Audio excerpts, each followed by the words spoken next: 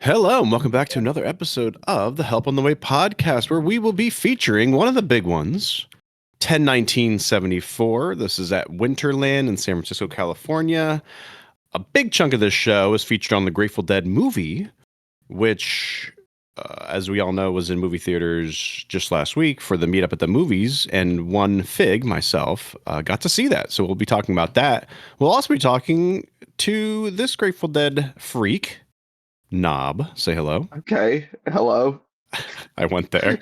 Is it wrong to call you a Grateful Dead freak? I wouldn't say it's incorrect, but I would call it impolite. I feel like at least have me on the podcast for a minute before going, this fucking weirdo. Listen, if you've been doing this as long as we have, yes, you are a fucking weirdo. That's true. Yeah. But we do have a lot to talk about. Stand-up clip that was featured on the Grateful Dead subreddit today. It was pretty funny. It was about how deadheads drop acid and give themselves autism by knowing all of the dates and facts and stats about everything Grateful Dead. She's an autistic comedian. She was like, "Oh, I get it now. This is how other people feel when I talk about Batman." I was like, "Yeah, no, that is what it is." It was very funny. It does have a tendency to suck you in. Mm-hmm. Yeah. And yeah, that might be relevant to another discussion that we'll have on The Who. But to kick things off with Channel 6, Knob did want to say a few things about Sue Kesey, who passed away this week. Go ahead, Knob. Yes, Sue Kesey passed away this week. Grateful Dead freaks like me will know that she was the co-founder and owner of the Springfield Creamery, which was the yogurt place that was the centerpiece of the 8/27/72 Veneta show. That was the band playing a fundraiser for this creamery. Sue was always a big part of the Grateful Dead world through her connections with Ken Kesey. There's not a lot to say here, but rest in peace.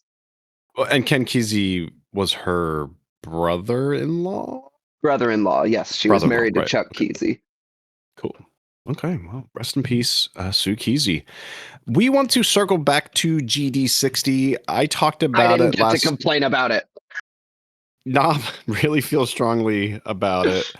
Knob wants to exercise her autism about GD60, so go ahead with a minute review of a 3-show set that happened 2 weeks ago. Go ahead. Oh, it was fine. It was fine. I don't know. It wasn't great, but it was probably better than people are saying it was. I think if you combined the the highlights of the 3 nights, you could have one really good night of music. To me, the highlights, the things worth talking about were the guest appearances. And I do hate to say that because I generally like when a band does their own thing and a guest appearance is sort of a nice little cherry on top. But I kind of think unquestionably the highlight of night 1 is that Billy Strings Wharf Rat. The highlight of night 2 is that Sturgill Simpson Do. And that highlight of night 3 was the Trey Scarlet Fire. Everybody just got to show off a cool little additional dimension to the band, and it was nice seeing Dead and Company shaken out of their comfort zone. Because that was sort of my thing with this run. I also sort of felt this way with their closing run in 2023, quote unquote. Is that it song choice wise, this was just a fairly standard Dead and Company run. I didn't feel the energy of we are celebrating 60 years of Grateful Dead music, which is fine. As taking them for what they were a solid batch of 3 shows. But I did just keep finding myself going like, we're skipping Ripple, but we're including Dancing in the Street. What is Let the Good Times Roll doing here? Very good songs, but counterpoint. Yeah. Which is just the very fact that Bobby and Mickey are still up there, I think is a celebration of Grateful Dead music. Like they are the time travelers, like it's not 100% about the music. It's also about the players who are fantastic musicians. And and celebrities and kind of ambassadors of the city and stuff like that. Yeah, but by that logic, then that makes every weekend of Dead and Company shows a celebration of 60 years of Grateful Dead music. Well, it kind of is. I mean, at this point, yeah. But they rarely advertise they're living it. legends.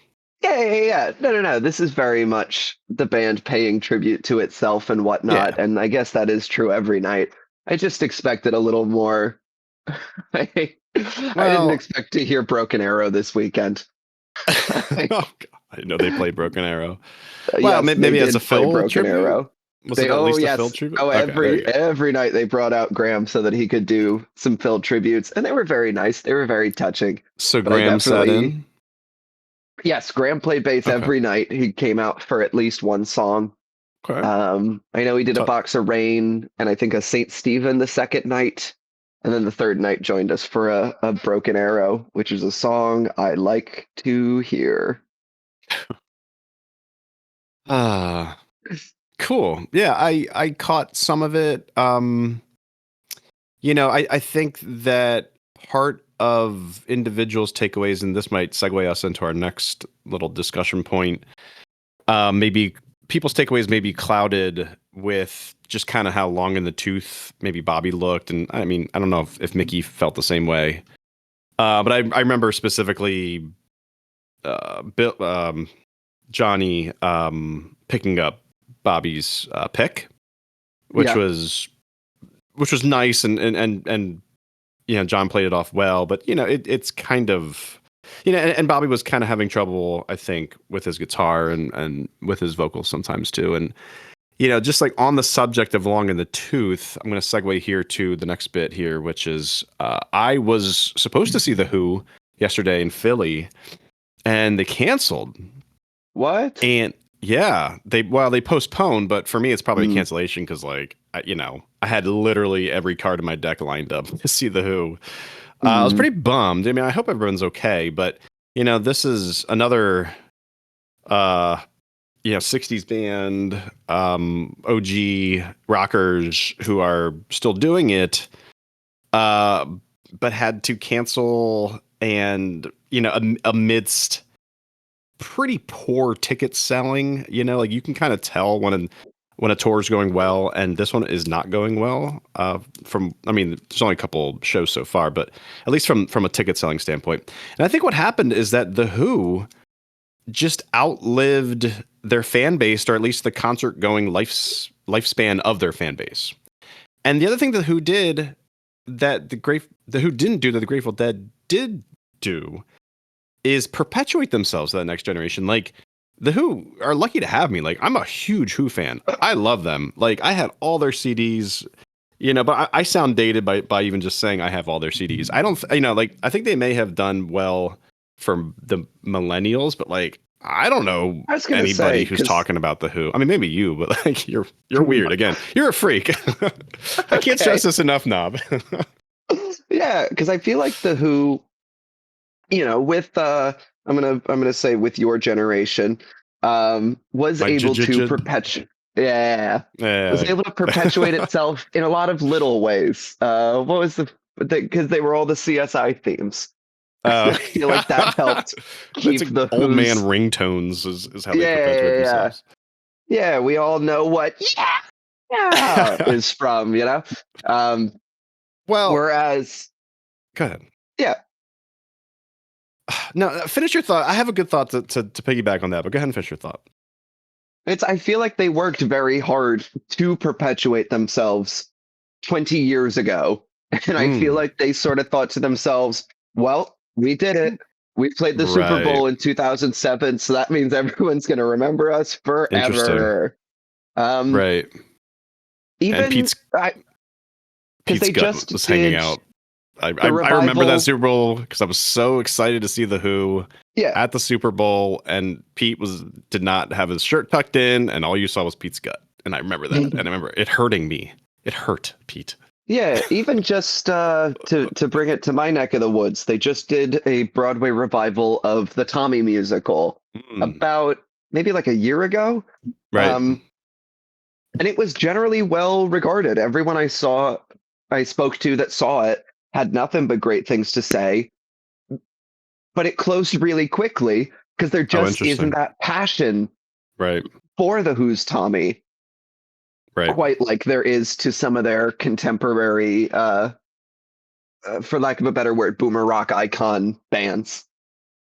Right, but it's interesting because there was, right? Like Tommy was huge on Broadway in the 90s. It was. And the Who perpetuated themselves in the 70s and 80s just because the punks look up to them. And you're right, like it almost seems like and then they and then to your point, they kind of gave themselves a third act with the 9/11 stuff. Yeah. And really solidified themselves as like royalty, at least specifically in New York City. But the concert for New York is what I'm getting at.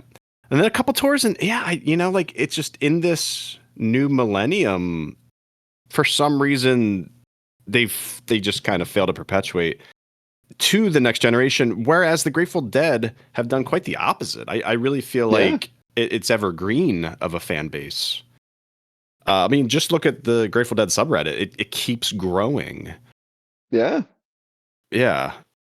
It's interesting because I also feel like when I listen to music that is made now, I hear a lot of influences from older acts, but I don't really hear so much of The Who in it's because everything compared to, say, the Beatles or even, Fleetwood Mac and the Talking Heads and these sort of bands that are able to perpetuate themselves through their progeny, for lack of a better word. The fact that Olivia Rodrigo is a big Talking Heads nerd and will be able to introduce that to her audience that might not otherwise know who the hell David Byrne is.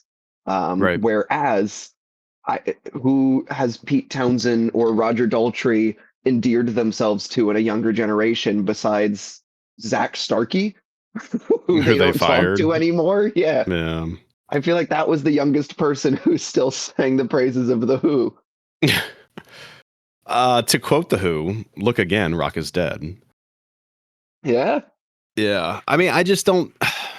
You're right. I just don't see them perpetuating themselves, and they've kind of relegated themselves to classic rock radio, which is in itself a dying medium. Whereas, I'm just looking at some insights here on the Grateful Dead subreddit.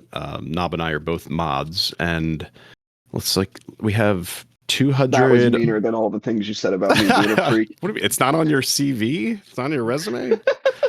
213 members, up 3,000 from the previous 30 days. It's pretty cool. Yeah.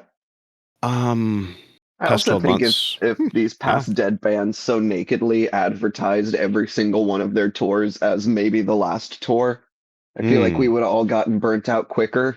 So I do feel like there was a bit of a blowback when Dead & Co. did their final tour. By the way, we're doing the Sphere, it's not a tour.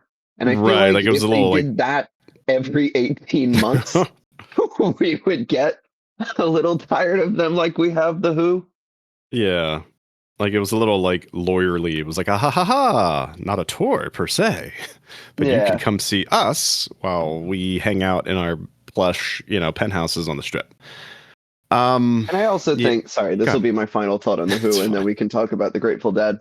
But the Dead bands continue to embrace the wider catalog, which I think will able to keep getting butts in seats versus an act like The Who, who's not only focusing more and more on their greatest hits, but it's also just becoming which greatest hits can Roger Daltrey still sing. And so it becomes an increasingly insular songbook. Correct. And then also that songbook has grown. They've released a couple albums that I don't know who's interested in those albums. However, they will play those. So now you're getting like, 20 Who songs. You're going to have to hear 4 of them are going to be the new ones. Yeah, like a song about how good looking Elvis was. I'm not interested. I'm sorry. No. But that's going to be like 20%, 10% of what you hear out of Who. Anyway, I'm salty if you can't tell. I really wanted to see The Who. I don't think it's going to happen. They just canceled the Atlantic City show. I don't know what they were thinking. Having a Philly and Atlantic City show. Especially Philly, Atlantic City, Newark, and New York. Oh, are they doing Madison Square? Yeah, in like a week or two. Okay. Well, yeah, It's just too many shows in too small a radius compared to how big the band actually is. Correct. And it's not 2000, it's not the early 2000s anymore where they were New York royalty again.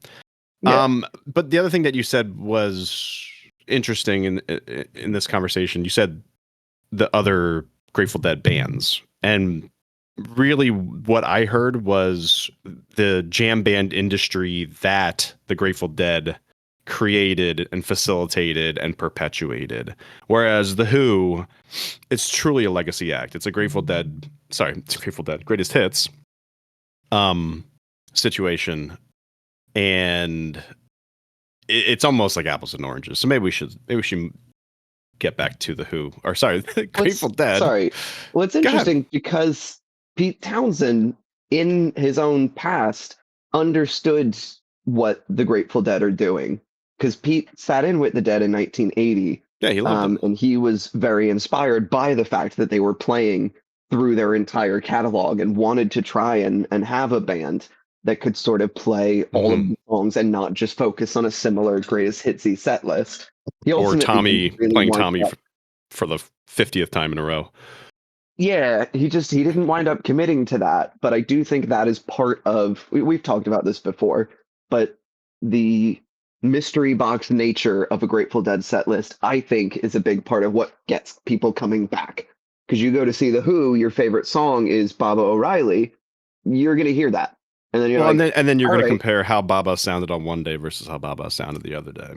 Yes, and you can kind of go, all right, well, I heard a pretty good Baba O'Reilly. I'm kind of good. There's no, you lose that element of the chase, so to speak. Right. Right. And that element was front and center in the Grateful Dead movie, which we will talk about. Nice. Thank you. Because it was a lot about the fans. I was, I had seen the Grateful Dead movie, and then just as a background, I saw it in IMAX because I really wanted to have that experience. I didn't think it needed to be in IMAX, but the sound was incredible, right? So if I could get IMAX sound on a smaller screen, then that would have been fine. It was like $20. It was like whatever. Yeah. So it wasn't a big deal. But yeah, I saw it just last weekend, I think on Sunday, on IMAX, and it was a great experience. And I had seen the Grateful Dead movie in the small screen. I didn't really like it. I didn't really care for it. Like, it was good. It was it was weird kind of seeing a retrospective of the Grateful Dead, but from the standpoint of 1970. Well, it came out in 78 or 77, right? 77, but it was all from it was a 74. Yeah. So like that was strange because there was so much more Grateful Dead to come, right? Sitting where I was sitting, this was probably in college. So, and like the animation, like, listen, I like Uncle Sam or whatever, Skeleton Sam or whatever the hell he's called. But the animation looks kind of janky. I don't know, that did not wow me. Actually, the skeleton or the alien plays pinball, which may be a Who reference. Yeah. But yeah, let me go down some of my thoughts here. Oh, and by the way, just so happens that the very show that made up most of the live music from the Grateful Dead movie was actually the show that we featured this very week, which is pretty incredible. I mean, there's thousands of shows, and it just happened to be the same show that we are listening to. This is 10/19/74 out in Winterland. I think our randomizer algorithm knows when a meetup at the movies is happening. Well, it knew that 10 years ago. Because we had that that Chicago 91 meetup at the movies a year or two, basically the same week it was in the movie theaters. Yeah, so it knew that, like a decade ago. No, I love randomization because you do get cool interlaps like that where, it means something a little bit more. And what a show it was. Great show. Let's just talk about great show. We'll talk about the individual sets. Actually, I'll take a set. Nob will take a set. Oh, and also have to talk about Seastones. But let me talk about the Grateful Dead movie. The sound was excellent. Like, it was like just at the borderline of being too loud, but it wasn't that. It just sounded wonderful. And the separation between the instruments was wonderful. The drums sounded so good. For instance, okay, so the interesting thing about the Grateful Dead movie is it kind of starts ass backwards, or like ass end forward. Like it starts at the end. Like the music that you hear is not. It doesn't start with a Grateful Dead opener. It actually starts with, I think the first one was like Sunshine Daydream, and the Whomps in Sunshine Daydream, they hit hard. Wham. Sunshine Daydream, wham, and like you could feel it. It sounded so good. It wasn't just like it wasn't the Whomps that you usually hears. Excellent Whomps.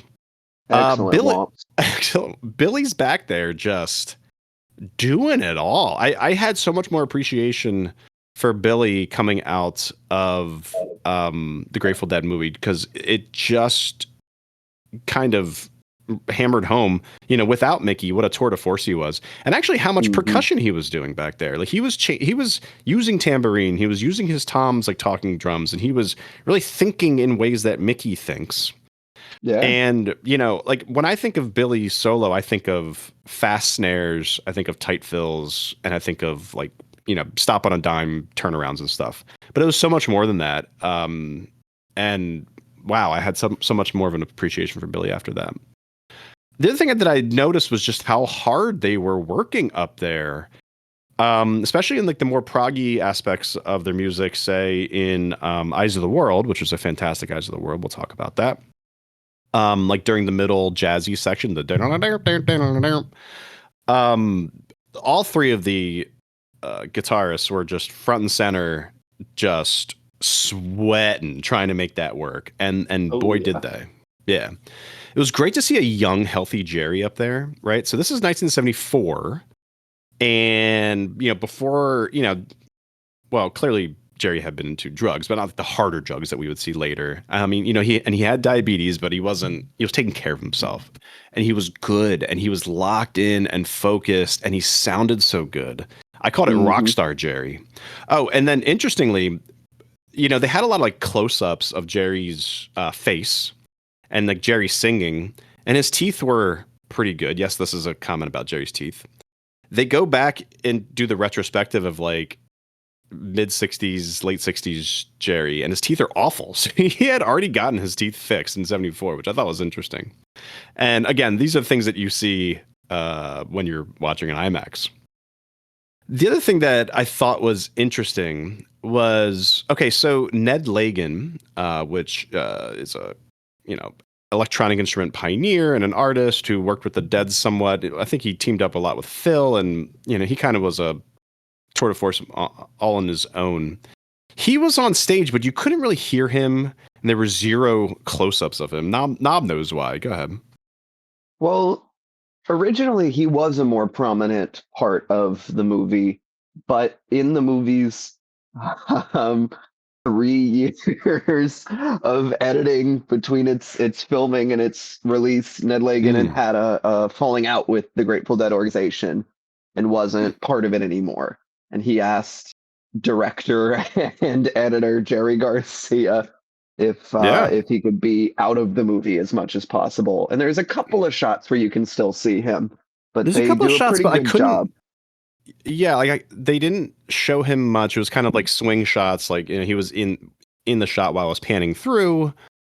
I don't think he was in the soundtrack. I could not hear him play whatsoever. No, he's pretty out of the mix. But he was up there. So at one point, here's all the musicians on stage. Okay, we had 2 drummers because Mickey stopped by for one set.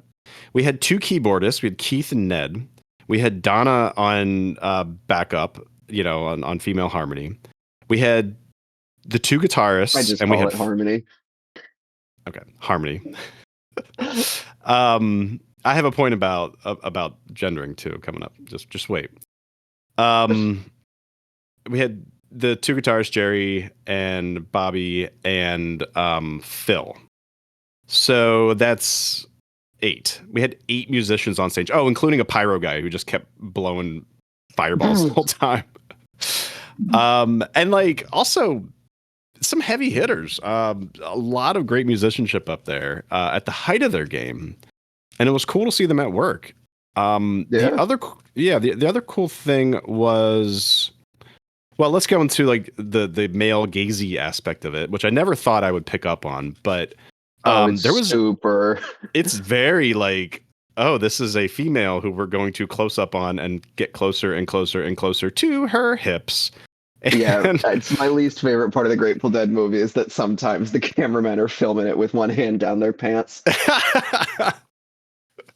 Yeah, and you do that in the theater and you get kicked out. So what are we to do? The other thing that I want to mention, this is the last big thing here, and it's not about Jerry's teeth. Whoever said that the Grateful Dead always blew the big ones got it wrong. And why did they get it wrong? This show proves it wrong. Yeah, they didn't play Woodstock that great. But they had or a Watkins whole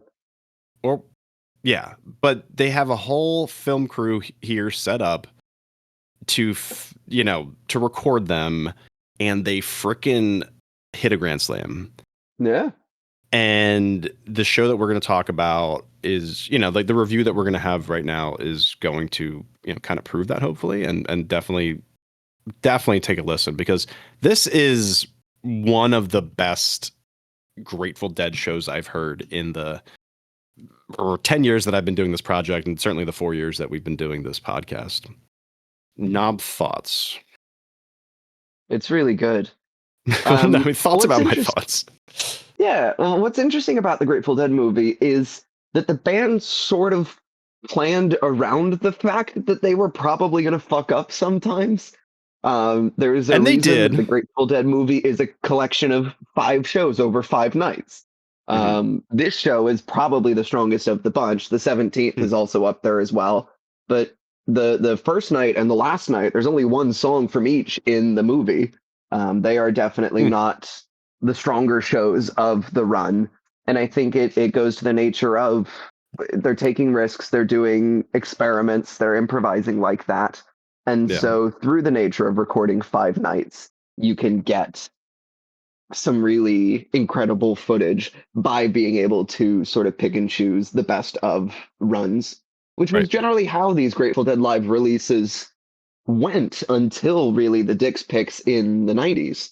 It was always record a batch of shows and then release the best stuff from those individual show, just picking and choosing the tracks like that. So it's interesting the way in which the Grateful Dead movie reflects all of the other, both prior and later, live Grateful Dead releases. I'm surprised that this run hasn't come out as a box set. Has it? I don't think it has. If you go onto the streaming websites, you can find the soundtrack for the Grateful Dead movie.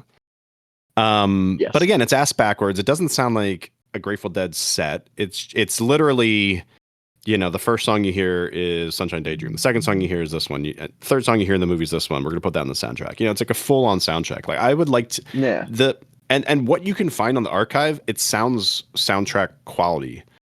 It sounded so good. I don't see how it hasn't been put out yet as a standalone. Yeah. What's also interesting to me is while the Grateful Dead movie was being made, because it took them 3 years between filming it and actually releasing it, or just shy of 3 years. In the meantime, the band put out a lot of albums to try to keep their record company afloat while they were burning money to make this movie.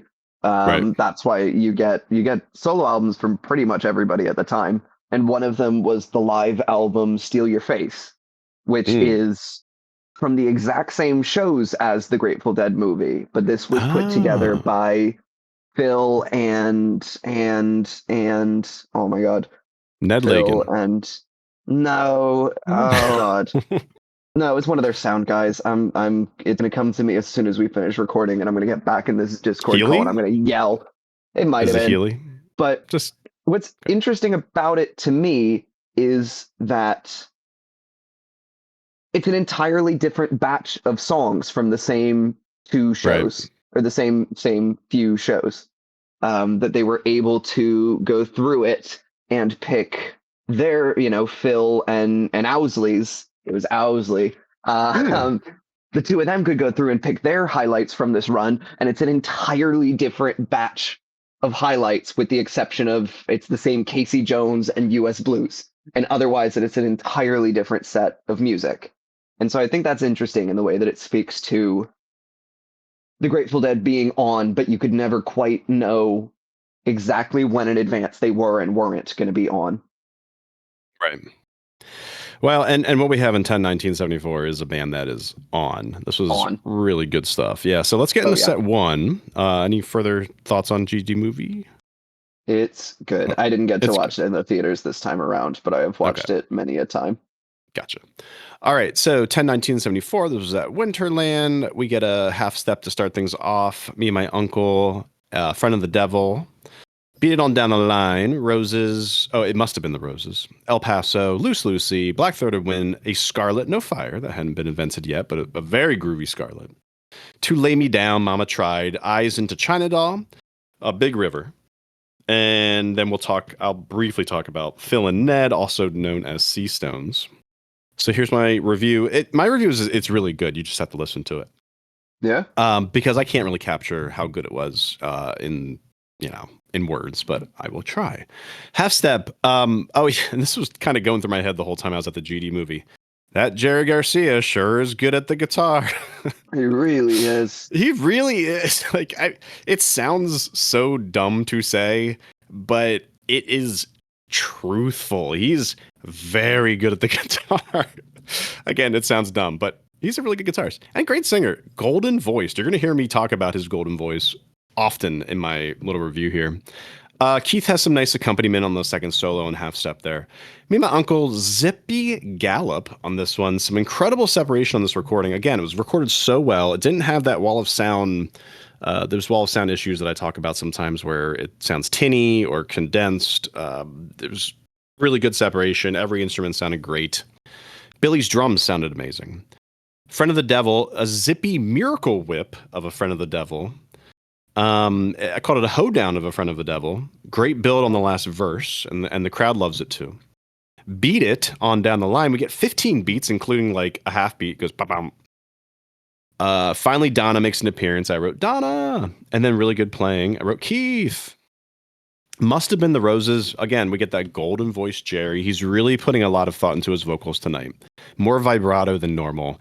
Lots of excellent execution in his vocals. I think he knew when the camera was on him. I think he was really, I called him Rockstar Jerry. I think he was really trying to be excellent and to be the star and to be make a statement in these shows. And this, the Roses, really throughout, but must have been the Roses was the first time I had that thought.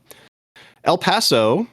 Another zipper, well sung by Bobby, Jerry riffing in the left ear with Phil and Billy's snare soloing under center. Keith very, very active in the right ear, and then we get, and that's just kind of how the separation was in my head.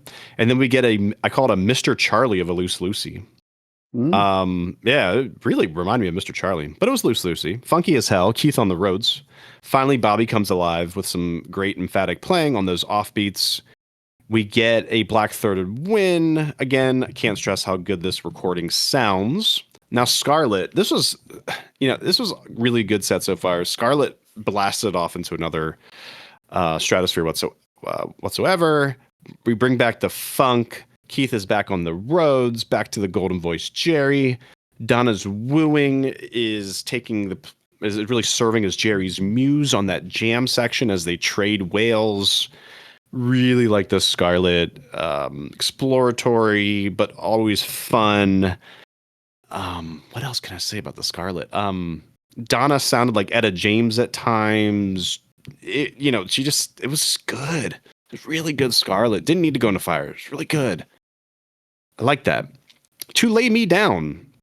Beautiful song, really good version, incredibly well sung by Jerry. Again, that golden voice really comes through. Mama Tried. This was actually a low point for me in what is otherwise a laser-focused set. The band is just off. I think it was precipitated by Jerry, who comes in with the harmonies a little bit early. I think he came in with the chorus harmonies early in the verse, threw Bobby off. Bobby couldn't find the verse. Because I guess they were saving all their focus and energy for Eyes. Is this the best Eyes? It might be. Funky, well played. For sure. Yeah, I mean, and we actually have a comment where someone mentions that, and I would agree. It starts off funky and well played. It turns jazzy. We get at least one excellent bass solo from Phil, or maybe two there. It's exploratory but tight somehow. The composed parts are extremely well played. You can see how difficult these parts are when you're watching in the movie for the band actually to play it. I think that actually, looking back, The Eyes was the climax of the movie. And then if things, I mean, I think they built it up to that Eyes because they knew how great of a performance it was.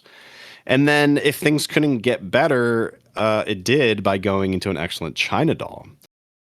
Again, just the juxtaposition between those two, like, just excellent stuff. And it really worked for me. Big River, I called Mama Tried Take Two. Because they messed up the Mama Tribe. But it was really good. Check out Keith's grand piano solo, which stole it for me. And that's how they ended set one. I'll talk about Seastones. Now, this is an electronic experiment. Now, mind you, this is 74, so electronic music and electronic instruments are, I don't want to say infancy, but like, you know, it's not where things were maybe in the late 70s, and then clearly, where we are, since then. We get some whooshes of white noise. They usher in this kind of primal electronic drum loop. We then get some NES quality blips and bloops, kind of sound like two early computers talking to each other. Yada, yada, yadas for a while. I wrote, it's essentially proto drums in space, but interestingly, no Mickey. Right? So, you think about drums, you think about space, you think about including electronic drums and electronic sounds in a long instrumental. You think about Mickey Hart, but this was Seastones, this was 74, this was Ned Lake, and this was Phil Lesh. It's cool. That's cool. I'm glad that, and actually the audience liked it too, because you could hear the audience on this. All right, so I'm going to pass it over to my friend Knob, who will talk about set two. I'll just read the set, and then you can jump in. Uncle John's Band, we get a Big Railroad Blues, which, man, I want to listen to that one again. The Race is On. Tomorrow is Forever. Mexicali Blues, Direwolf, Sugar Mags, into He's Gone, into Truckin, we get a Caution Jam in there.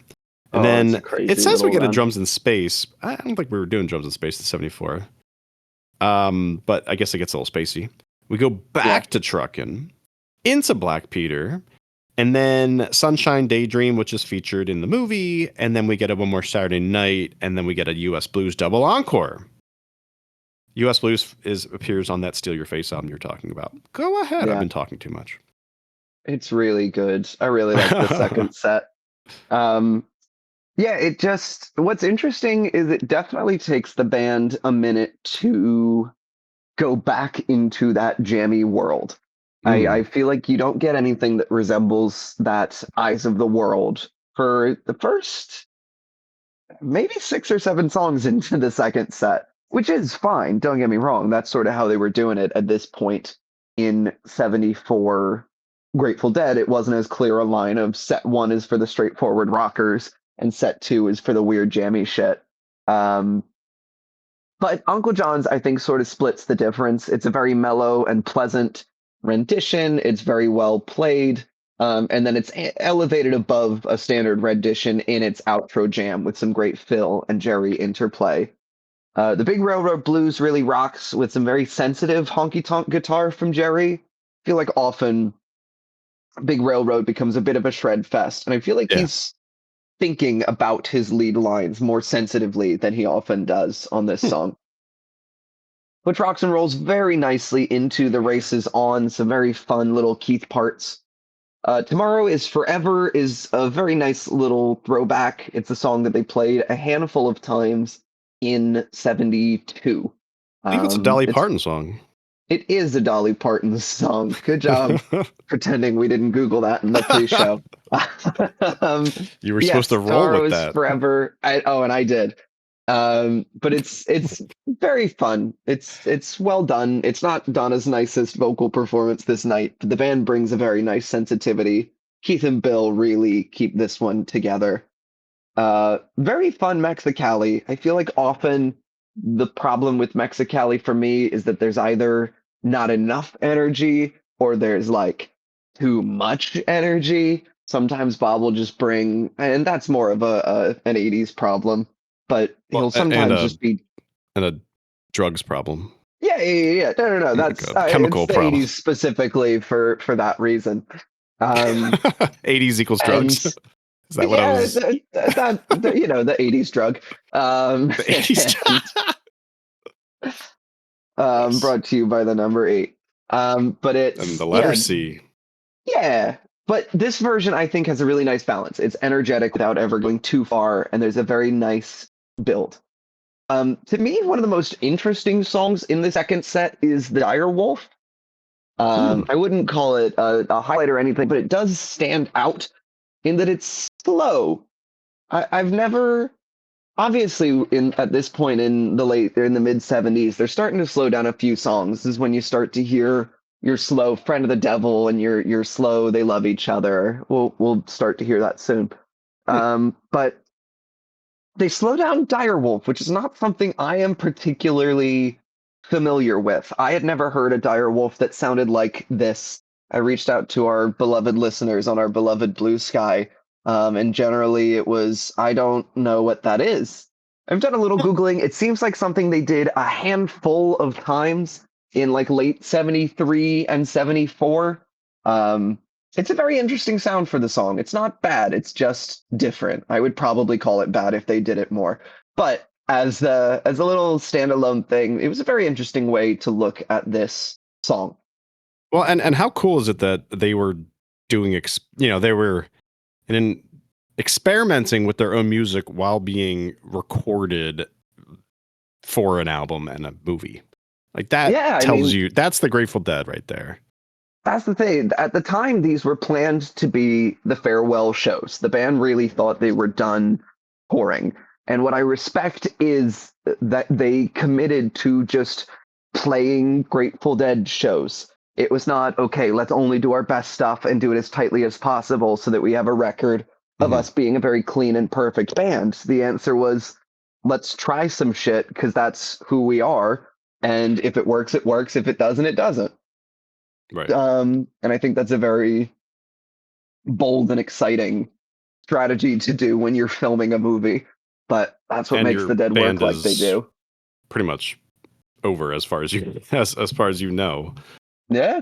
Yeah. Yeah, I feel like a Uh, lot of folks would have the temptation to, okay, let's play Dire Wolf as close to the record as possible so we have one really good goodbye version of the song. But no, they do this little attempt and right. it's very interesting. It's like The Who. In 1982, they had their farewell tour and they gave it their all. And then they had Yes. their second farewell tour 5 years later. And then they Hmm. had their third farewell tour.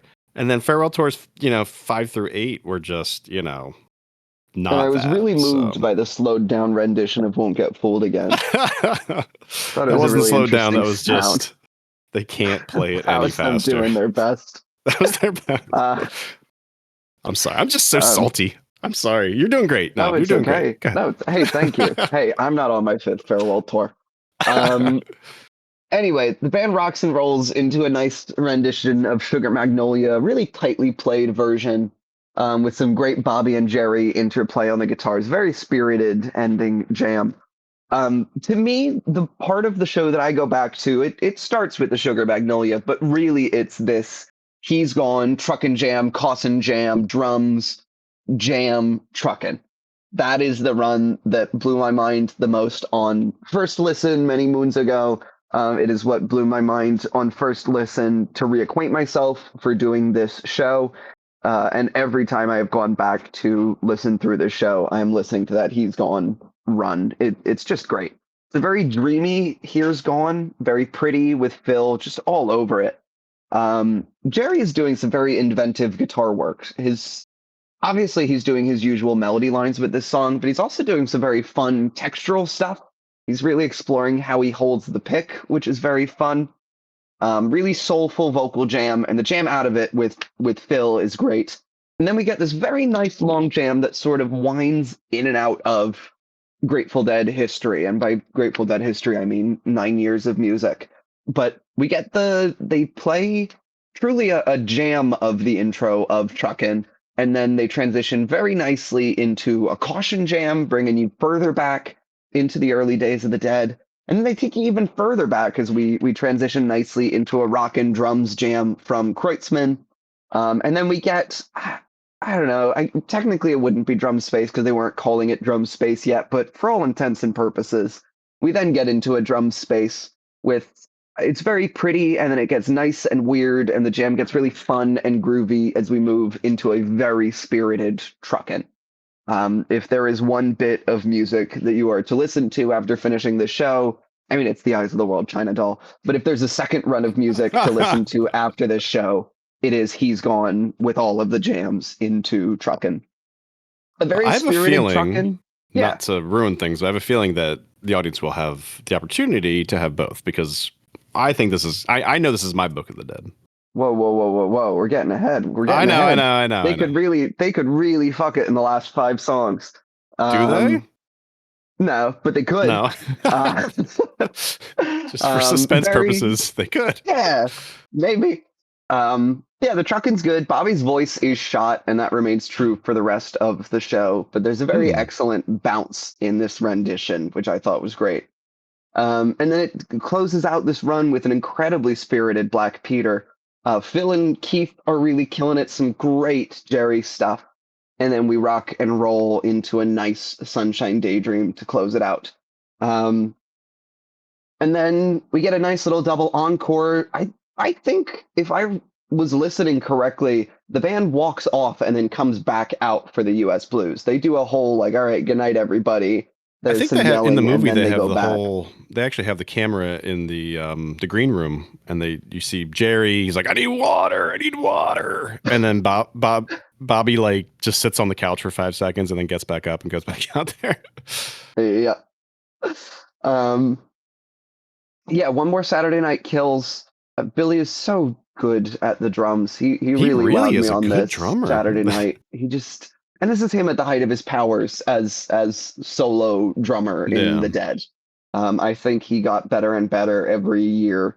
And there's a confidence, there's a swagger. You can hear it when he does drums. The fact that he is able to pull this off as just a single person doing a drum solo, and it kills in the same exact way it would as if he was playing with another person. It really nailed it. If Bobby's voice wasn't already shot, it is definitely shot at the end of One More Saturday Night. And then a really awesome US Blues to close. Just really fun energy. Keith is adding just the perfect little piano fills. Bill is playing a really tight snare. It's just good. There's a reason that it appears on the album Steal Your Face. It's very good. I really like the second set, pretty across the board. Well, yeah, and it was featured. That was the first song you hear was U.S. Blues because the Skeletons started singing it. Mm-hmm. And for the for some reason they made the skeleton go bwap bwap. Yes. It's like, why did you do that? The skeleton didn't have to have a voice. I would be remiss to not fold back into this conversation the scene, because this movie was a lot about the scene, and it was a lot about the fans, and it was a lot about San Francisco and their relationship with the Dead, which kind of folds into GD60. Mm-hmm. I probably the last thing I'm going to say about this is you hear a lot of Grateful Dead folks talk about the band taking them to church. Yeah. And I never liked that. I never liked that because I don't think that's what they were doing. And I also think Jerry didn't like to be placed on a spiritual pedestal. However, they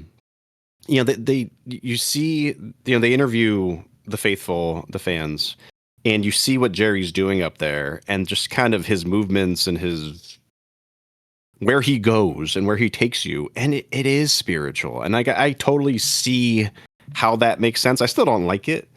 But there is that component to what they were doing, like in the China Doll, for example, like in some of the spacier jams, like he, there's layers to it, and I can totally see that, spiritual layer coming through. Yeah. Okay. All right. So we know this makes our Book of the Dead. Yeah. Okay. Yes. So what that means is that we will play the whole thing. We will play Charlie Miller's, friend of the pods, Charlie Miller's version that's on the archive, because it sounds so damn good. Thank you, Archive. Thank you, Charlie, for doing that. I think the tapes were given to him by Healy. I'm not sure. So we're not going to talk about the set. Both. Oh, Who's Your Mother Trucker? Knob. Oh, That's actually a great question because I feel like I highlighted pretty much everybody over the course of the evening. I feel like, and this is probably just because of how prominent he was in the mix, but I feel like a lot of what I was enjoying was because of what Phil was doing. I feel like he was taking a lot of jams to very interesting places. So I'm going to say Phil. Okay. I will say Jerry Garcia because Jerry answer. Garcia is very good at the guitar. All right. Oh, we have some Reddit comments. We have user Ween 1970. I bet Ween they were born in commented? Yes, the whole band all at once. Ween? Nah, it's somebody who was born in 1970 and also likes Ween. Oh, okay. Maybe my all-time favorite show, maybe mine too. It's great. You got to listen to more Fall 74. I should because I think we featured Spring 74. It was like early Wall of Sound. And I was like, ew, I don't like this. You were pretty anti-74 until, I'm going to say, 48 hours ago. Yeah, that's the IMAX difference. Yeah. No, it's just very well played. I mean, I was looking for a show like this for a long time, and I listened to a lot of Grateful Dead, and I think I've mentioned this, how I haven't had a show like this in a long time. I'm talking years of like, oh, they took me to a different place. Yeah. And it was the show.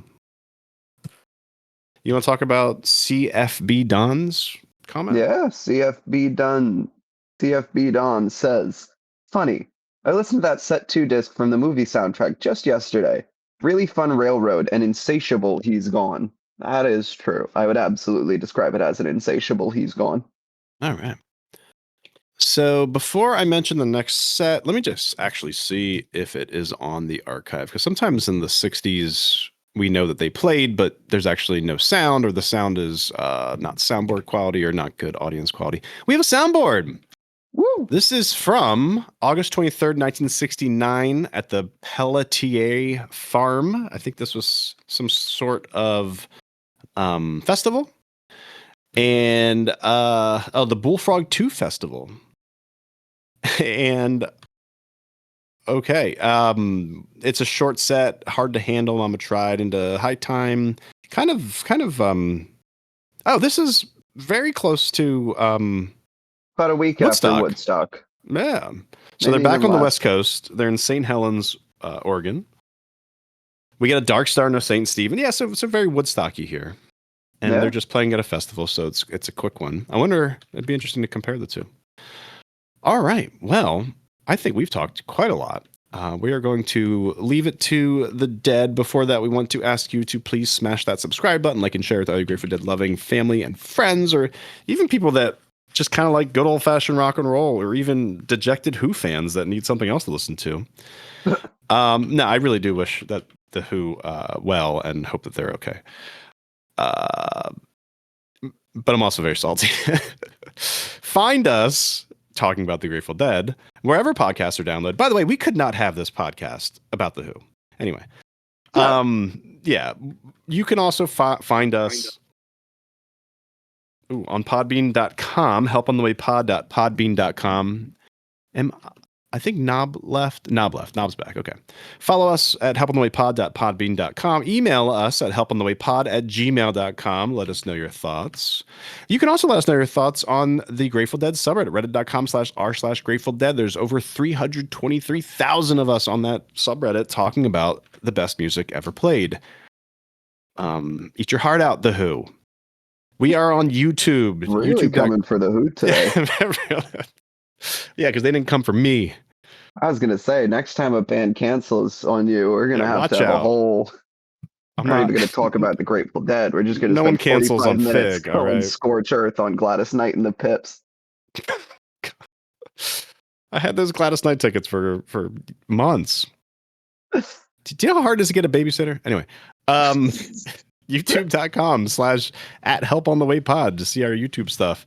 And Knob mentioned Blue Sky. Go ahead and do your Blue Sky pitch. Yeah, I'm on Blue Sky. I'm talking about the Grateful Dead and only the Grateful Dead. And Not the if that Who. sounds interesting to you, then you can come follow us and we can chit chat about all of the different ways that we can talk about the Grateful Dead on the internet. All right. And one thing to talk about is the entirety of October 19th, 1974 from the Winterland Arena in San Francisco, California. And presently, you'll be listening to the entire show. So, for myself, Fig, for my friend Knob, please stay tuned for the entirety of 10/19/74. And we want to thank you for listening to another episode of the Help on the Way podcast.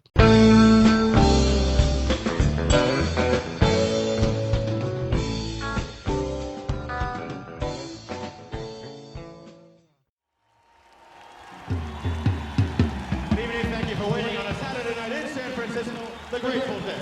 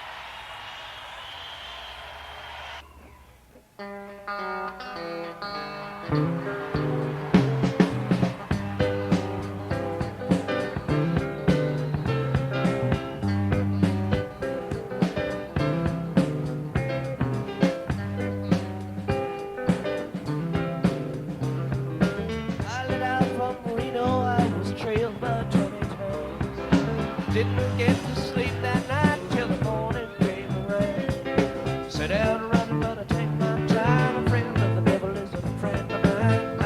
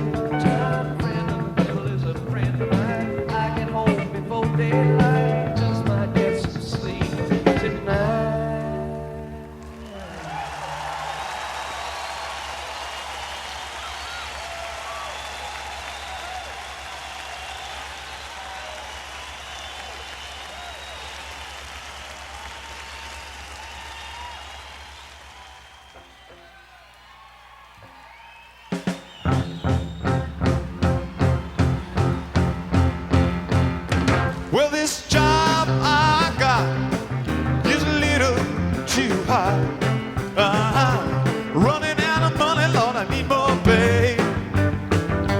I'm gonna wake up in the morning, Lord, I'm gonna pack my bags. Gonna beat it all down the line. I'm going down the line, going down the line, going down the line, going down the line. Yes, you're going down the line, going down the line. Well, now get it all down the line. Yes, I'll be waiting at the station, love, when that train goes on by.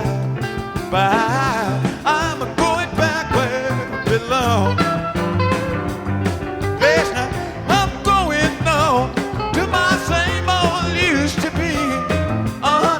Down in Joe Brown coal mine, a shed coal mine, whoa, coal mine, shed coal mine, yeah, coal mine, yeah, coal mine, yeah,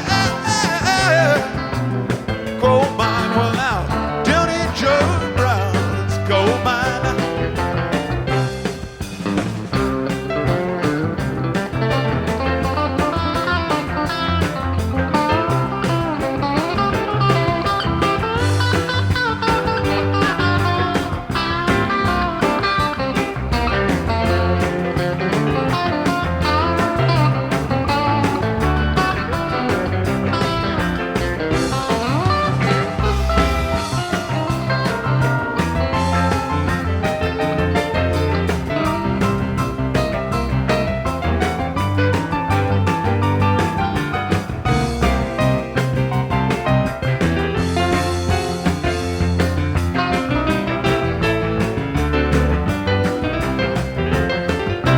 Yes, I'm going back to that shack way across the railroad track. That's where I think I belong. Yes, I got a sweet lover. Oh, yeah, she's waiting there for me. That's where I'm gonna make my happy home. A shed happy home. Whoa, happy home. Shed happy home, shed happy, shed happy, happy, happy, happy home. Yeah, yeah, yeah. Happy home now. That's where I'm gonna make my happy home.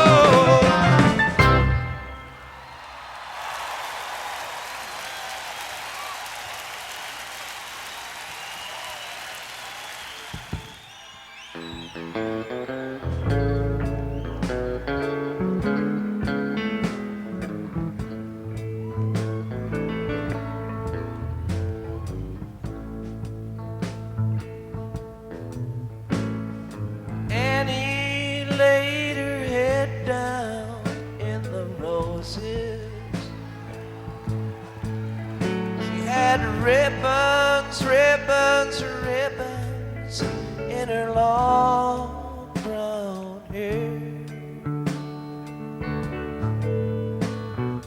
I don't know, must have been the roses.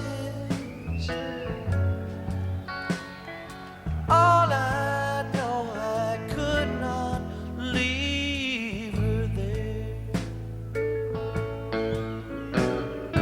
I don't know, it must have been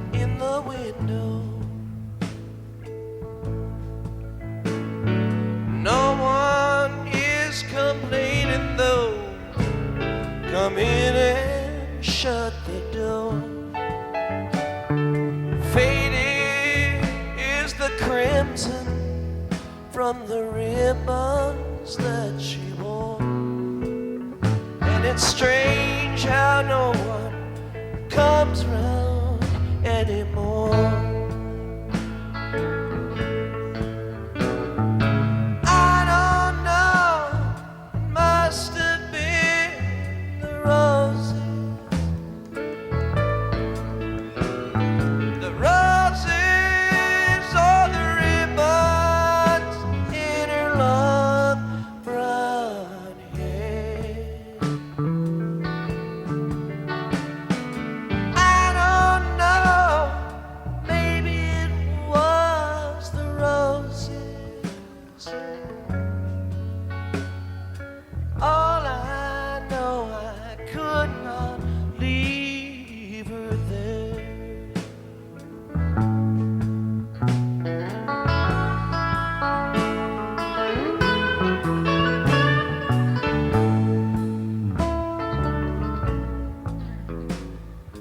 10 years the wind rolls the ships home from the sea,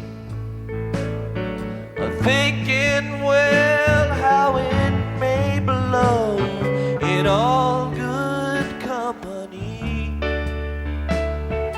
If I tell another what your own lips told to me, let me lay 'neath the roses, let my eyes no longer see.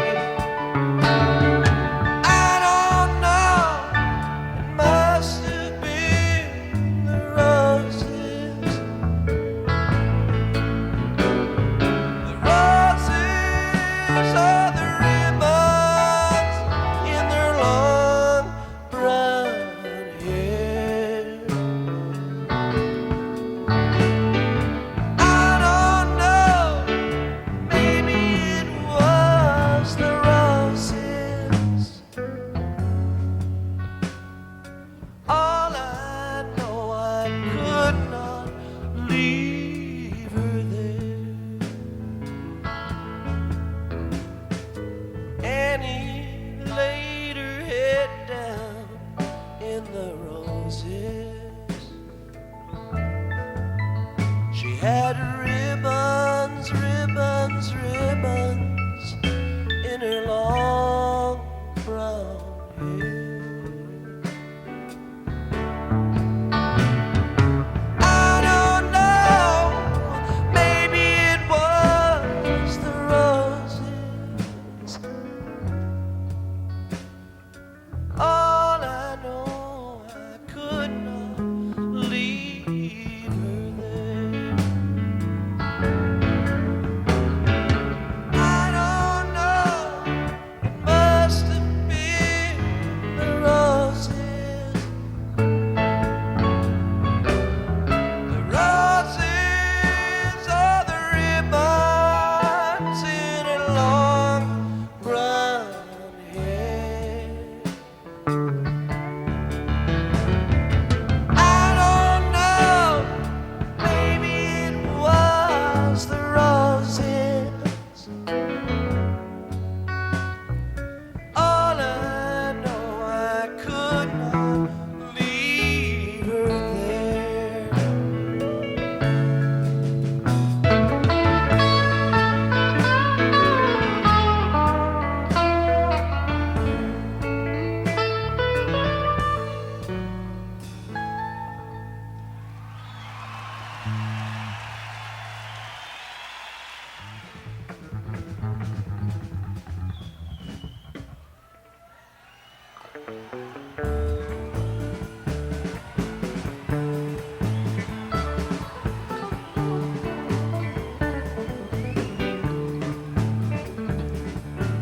Out in the West Texas town of El Paso, I fell in love with a Mexican girl.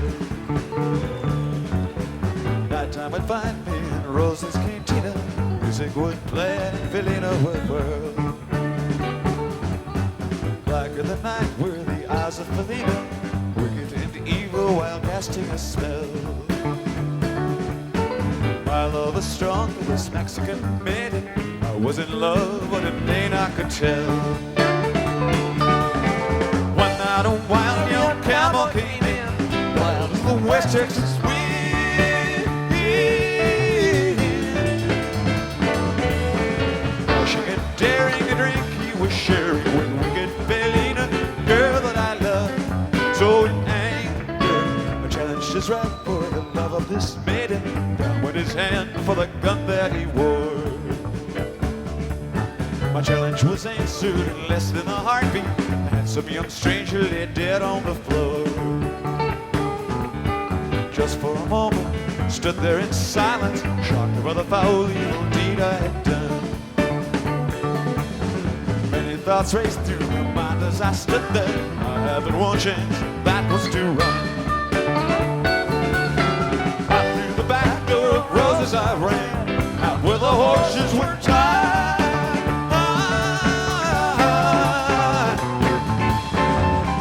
The good one, he looked like a good one. Up on his back and away I did run. Just as fast as I did from the West Texas down to Paso, out through the badlands of New Mexico. Back in El Paso, my life would be worthless. Everything's gone and like nothing is good. But it's been so long since I've seen the young maiden. Love is stronger than my fear of death. I saddled up and away I did go, riding alone in the dark.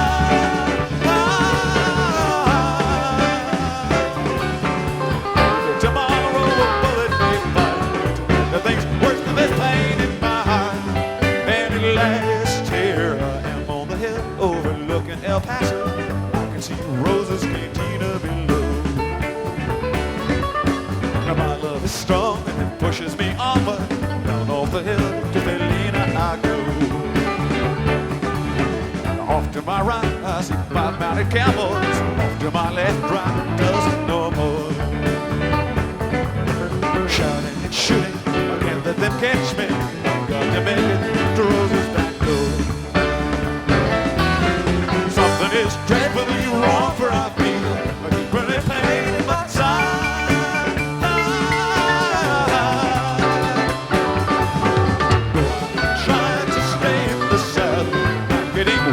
Unable to run, but my love for Felina is strong, and I rise where I've fallen. Though I am weary, I can't stop to rest. I see the white puff of smoke from the rifle. I feel a bullet go deep in my chest. From out of nowhere, Felina has found me, kissing my cheek as she kneels by my side.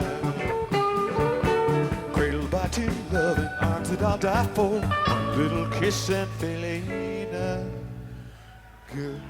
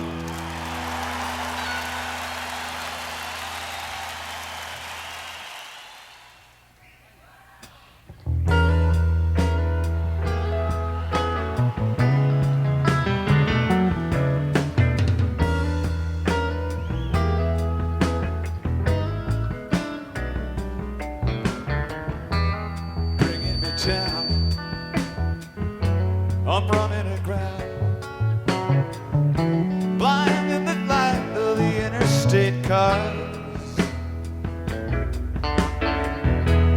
passed me by, the buses and semis, plunging like stones from a slingshot on Mars. But I'm here by the road, bound to the love I picked up in 10,000 cafes and bars. Alone with the rush of the drivers that won't pick me up. The highway, the moon, the clouds and the stars. Black-throated wind keeps on pouring in with its words of a lie where nothing is new. And our mother, American eye, knows from the line. Oh Lord, I'm drowning in you.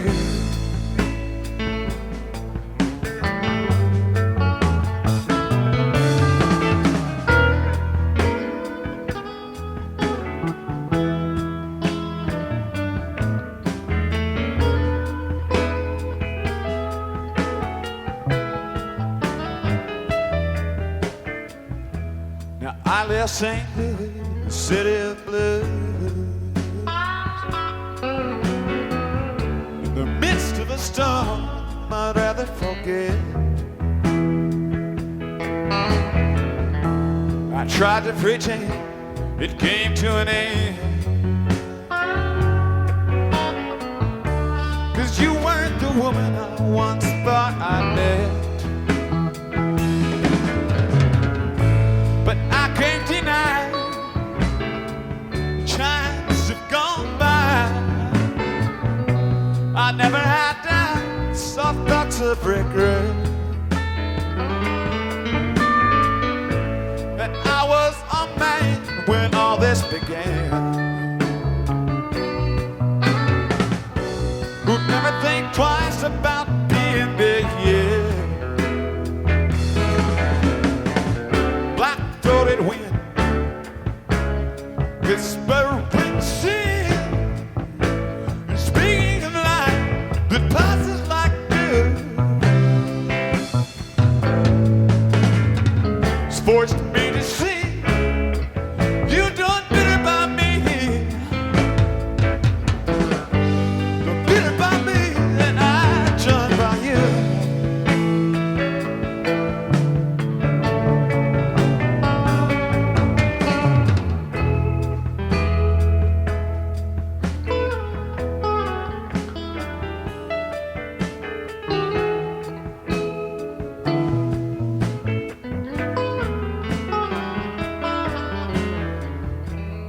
What's to be found racing around?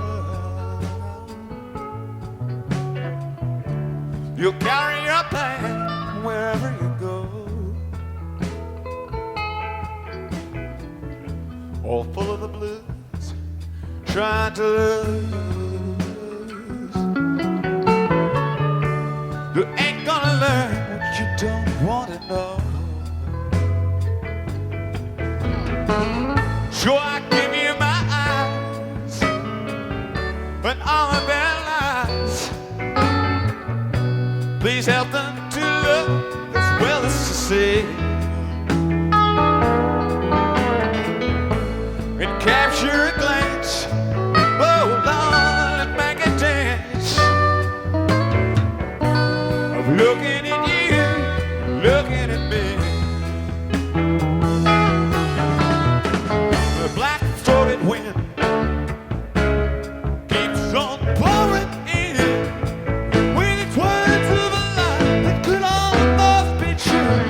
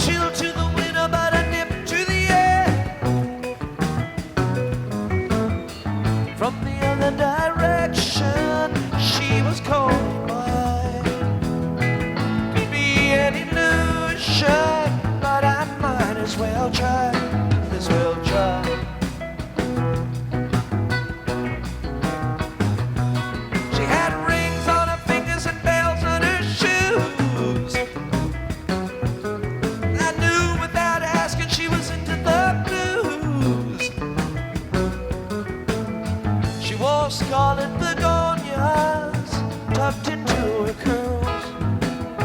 I knew right away she was not like other girls, other girls.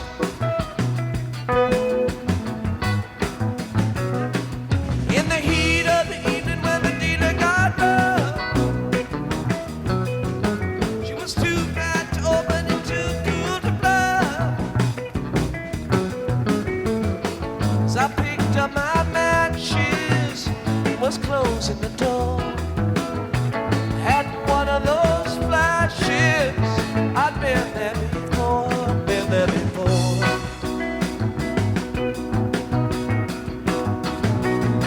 And I ain't often right, but I've never been wrong. Seldom turns out the way it does in the song.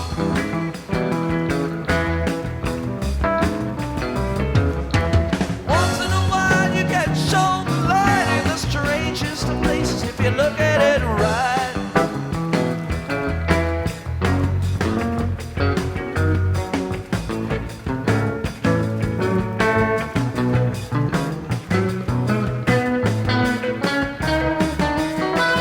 There ain't nothing wrong with the way she moves. Oh, Scarlet Begonias are a touch of the blues. There's nothing wrong with the way she caught my eye. Could be the hard way to let her pass by, let her pass by.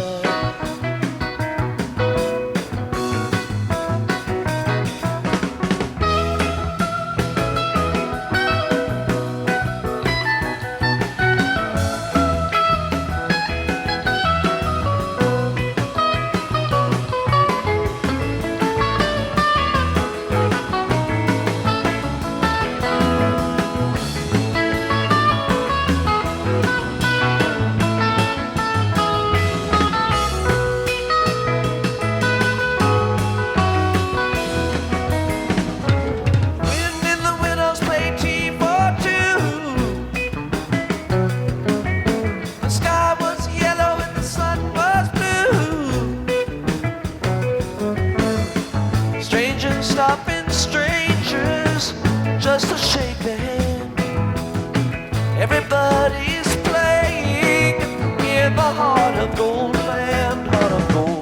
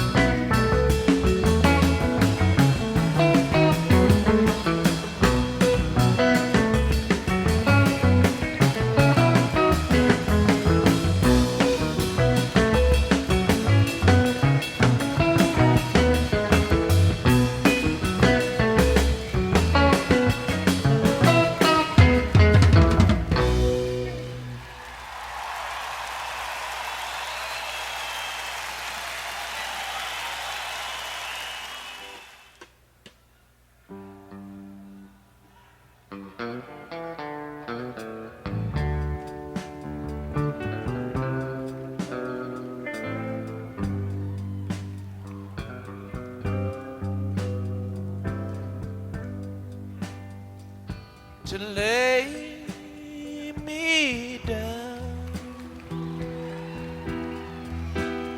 once more, to lay me down.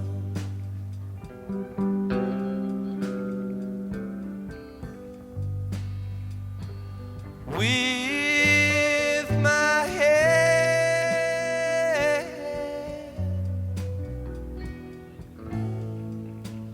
in sparkling clover,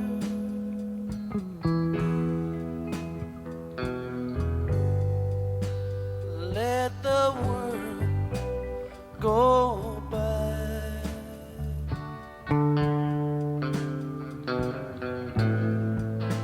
Like clouds of streaming,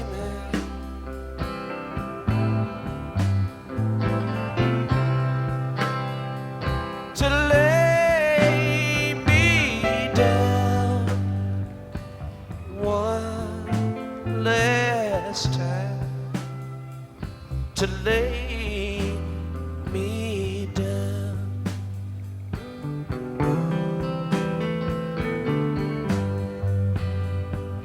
To lay me down, oh, to lay me down,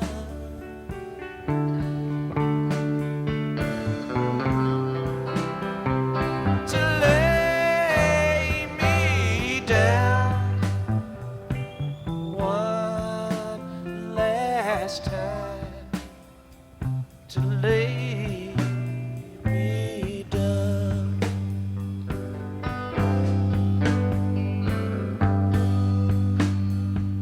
to lie with you once more, to lie with you.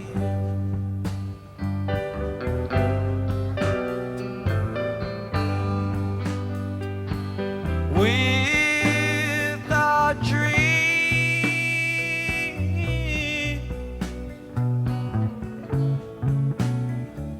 entwined together,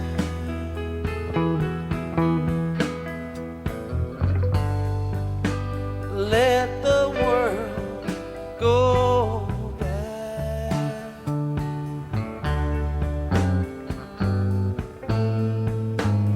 All lost in dreaming,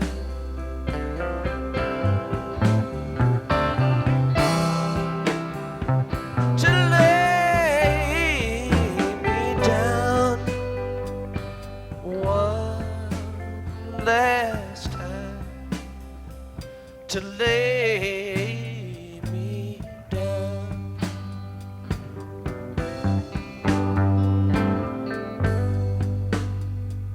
To lay me down, whoa, to lay me down,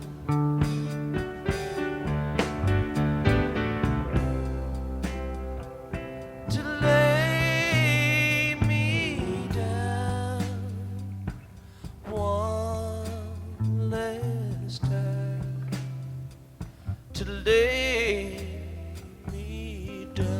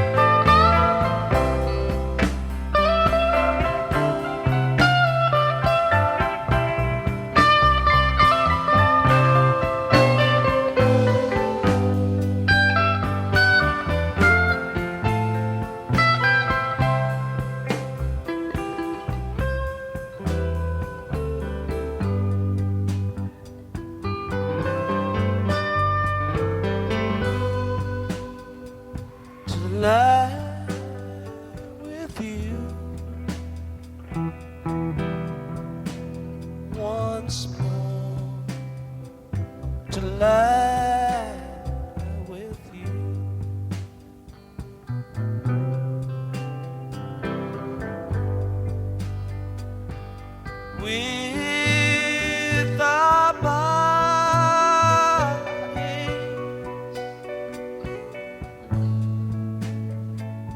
close together.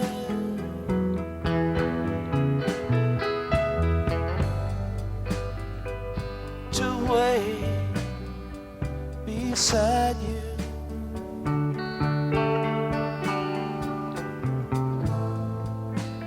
My love still sleeping.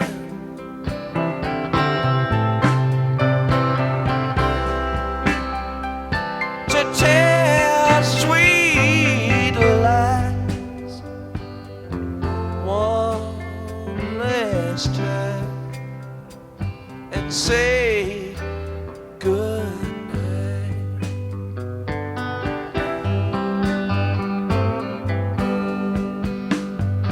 To lay me down.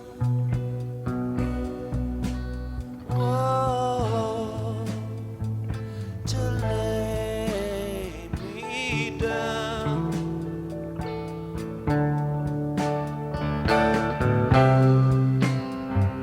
To lay me down one last time. To lay me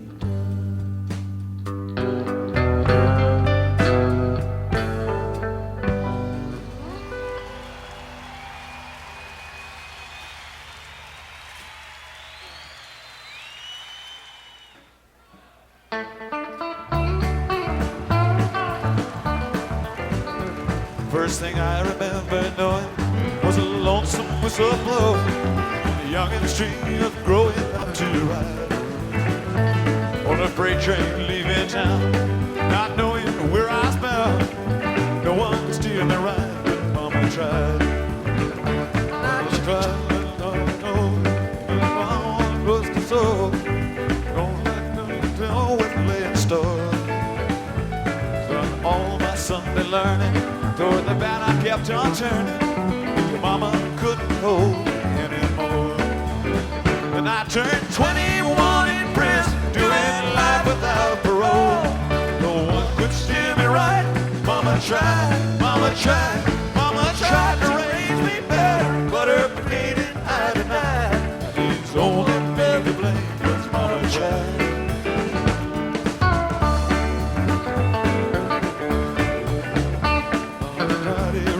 Soul that my mama heavy low. Know what lets go. Got all my Sunday learning. Toward the bad I kept on turning. Mama couldn't hold me anymore. And I turned 21 in prison, doing life without parole. No one could steer me right. Mama tried, Mama tried, Mama tried to raise me better, but her bleeding I denied. That means no one be to blame, 'cause Mama tried.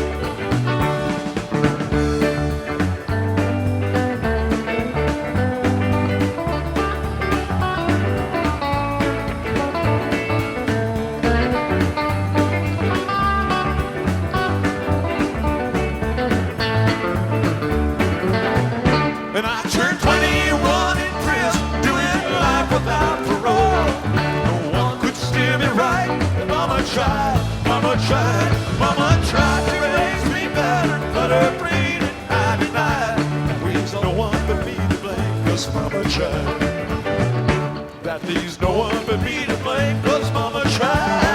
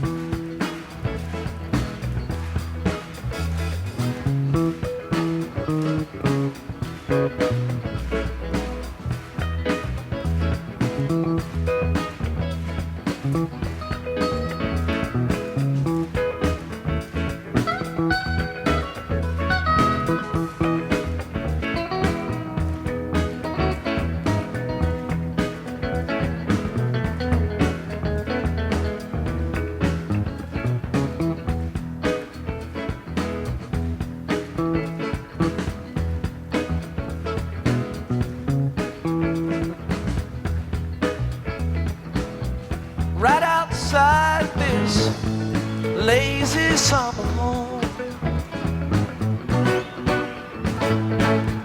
Ain't got time to call your soul a critic, no.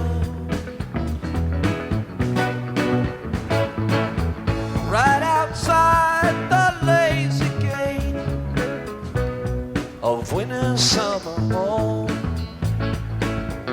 wondering where the nut-thatched winters wings a mile long just carry the bird away. Wake up to find out that you are the eyes of the world. The heart has its features, its homeland, and thoughts of its own. Wake now, discover that you are the song that the morning brings. Heart has its seasons, its evenings, and songs of its own.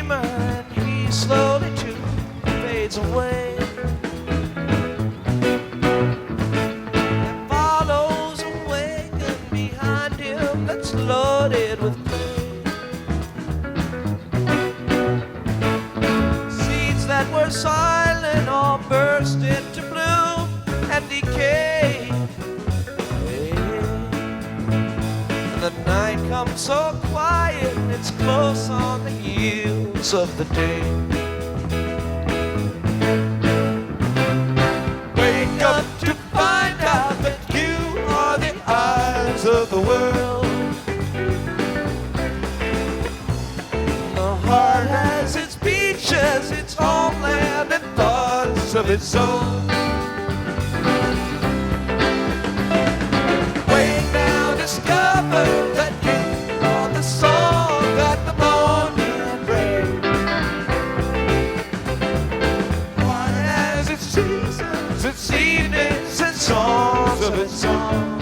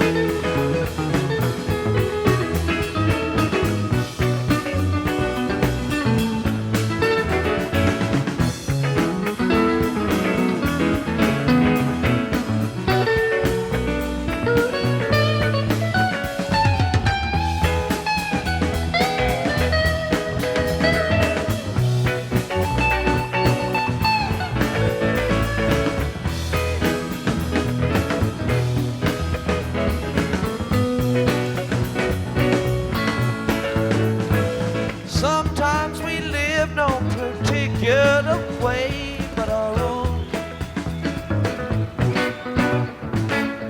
Sometimes we visit your country and live in your home.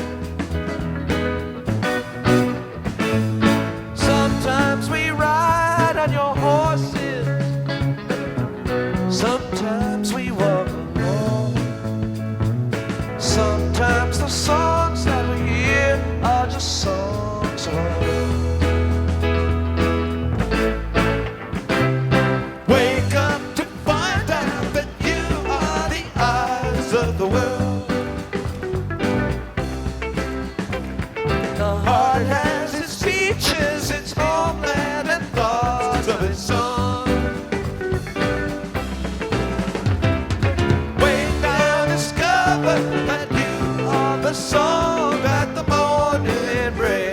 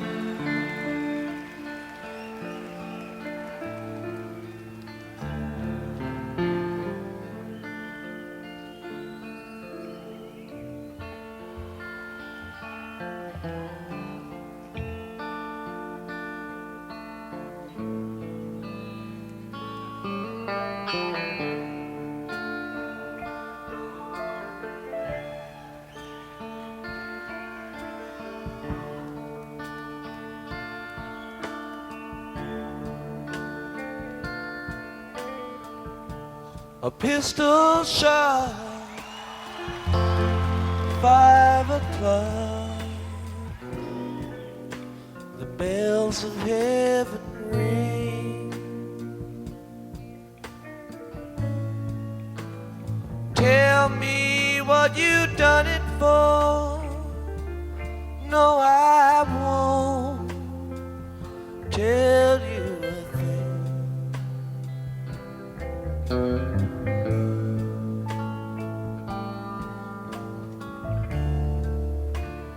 Yesterday I begged you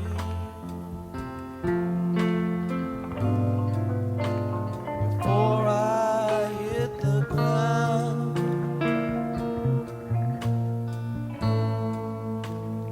All I leave behind me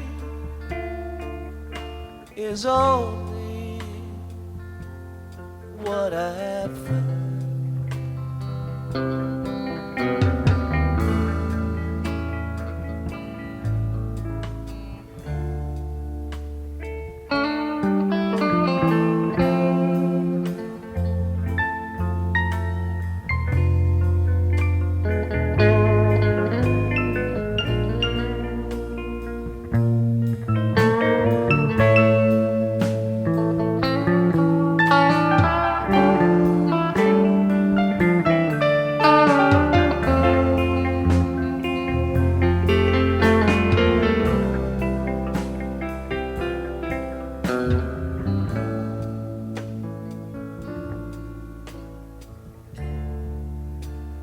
If you can abide it, let the hurdy-gurdy play.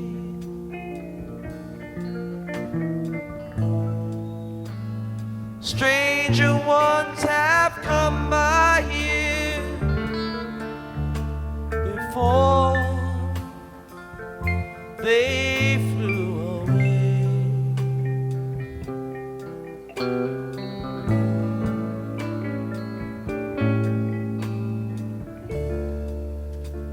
I will not condemn you,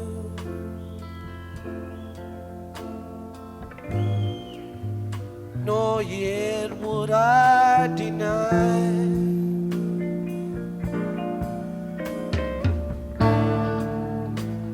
I would ask the same of you, but faith will not die.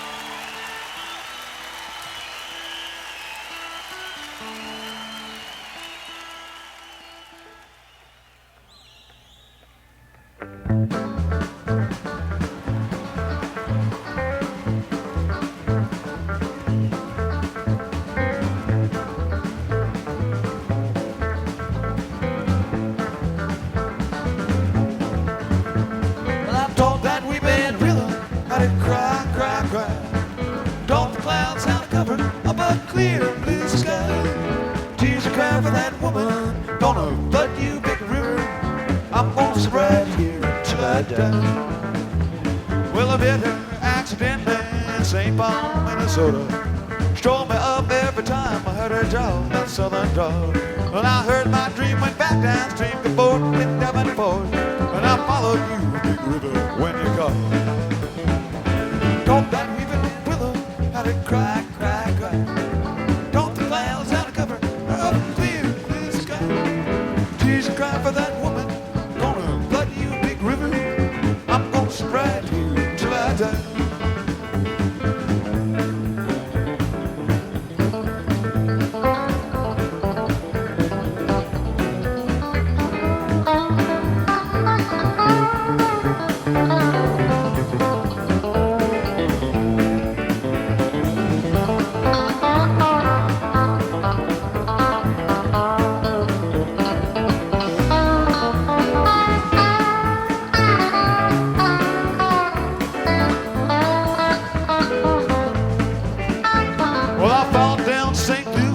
Later on, down the river, Freda says she's been here. She's gone, boy, she's gone.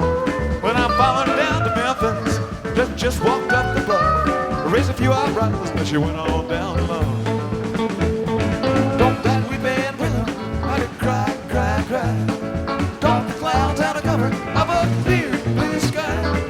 Tears cry for that woman, gonna flood you, big river. I'm gonna sit right here till I die.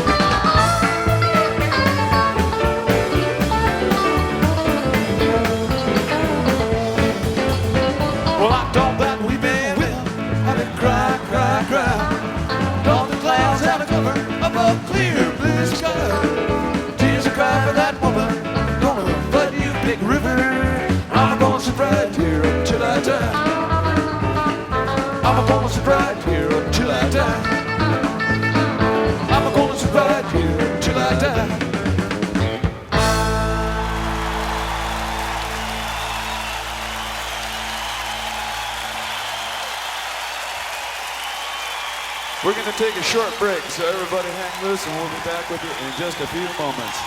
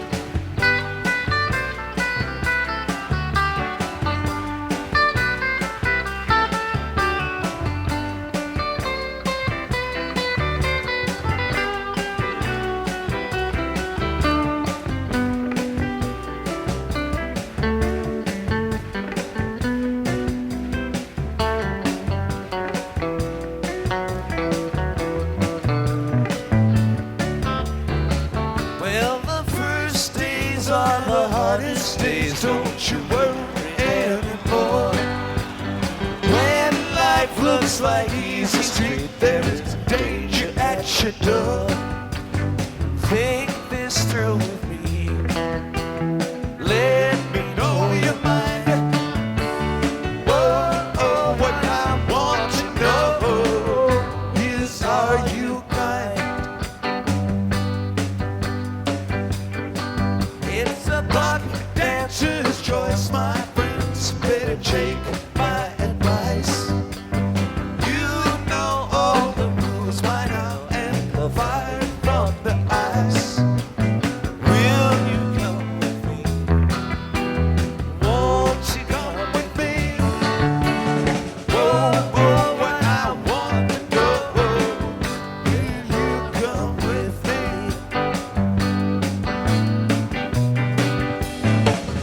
Goddamn, will I declare, have you seen the light?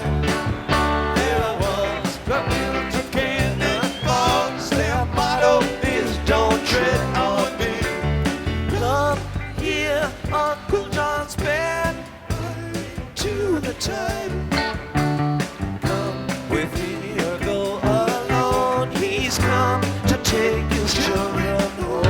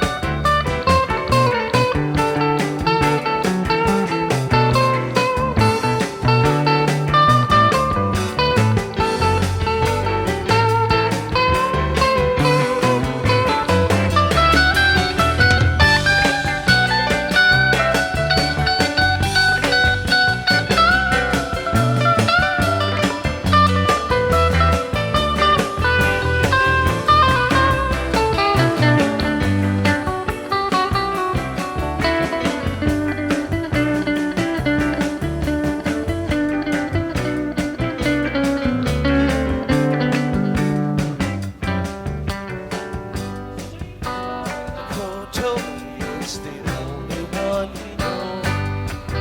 Like the morning sun you come, and like the wind you go. Ain't no time to hate, barely time to wait. Whoa, whoa, what I want to know, where does the time go? I live in a silver mine and I call it Vegas too. I got me a violin and I beg you call the tune. Anybody's choice. I can hear your voice. Whoa, oh, what I want to know, how does the song go? Come here, Uncle John's band, by the riverside. Some place to talk about, here beside the rising tide. Come here, Uncle John's band, play to the tide. Come on along and go alone. He's come to take his children home.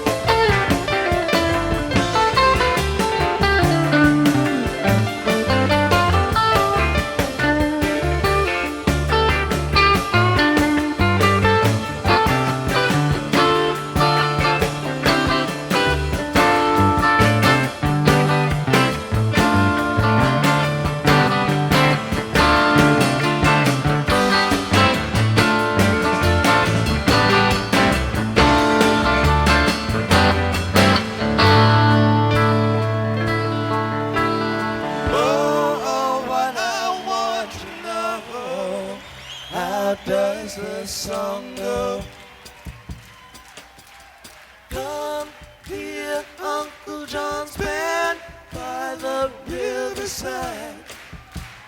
Got some things to talk about here beside the rising tide.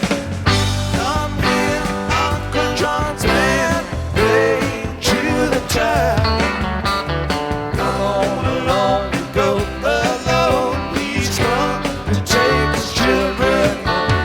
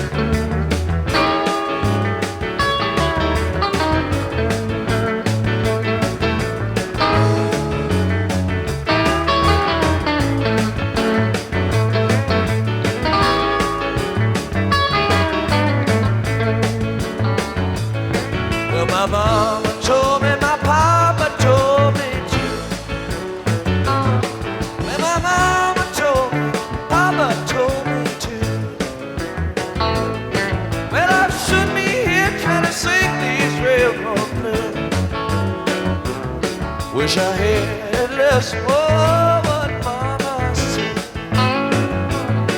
Wish I had less of what Mama said. Well, I wouldn't be here trying to sleep in this cold night bed.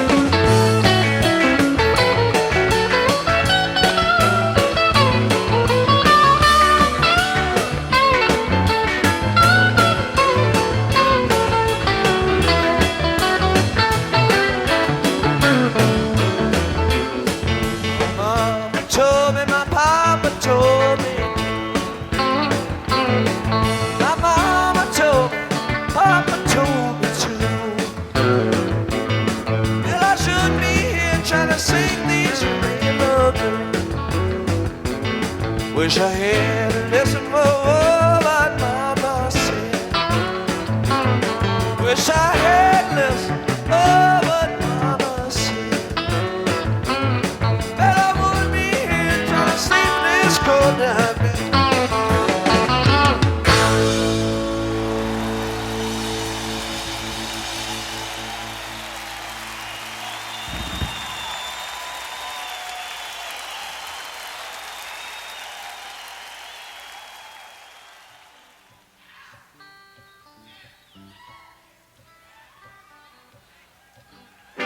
I feel tears welling up and down deep inside, like my heart's got a big break. And instead of loneliness sharp and painful that I may never shake, you might think that I'm taking it hard since you broke me off with a card. You might wager that I hide in sorrow, or I might lay right down and cry.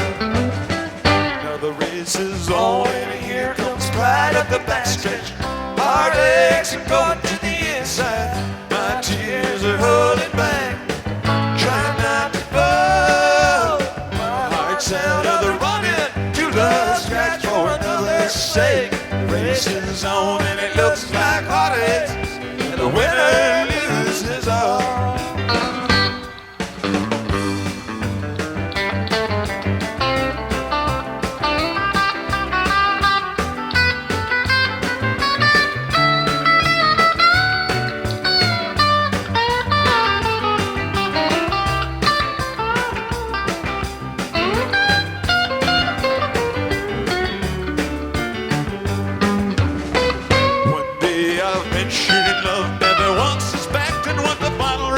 Would be. Now I live in fear, waking up each morning and finding that you're gone from me. There's an aching pain in my heart for the name of the one that I hated to face. Somebody else came out to win her, and you're out in second place. Now the race is on, here comes pride up the backstretch. Heartaches are going to the inside. My tears are holding back, trying not to fall. My heart's out of the running, to the scratch for another's sake. Race is on and it looks like heartaches, the winner loses all.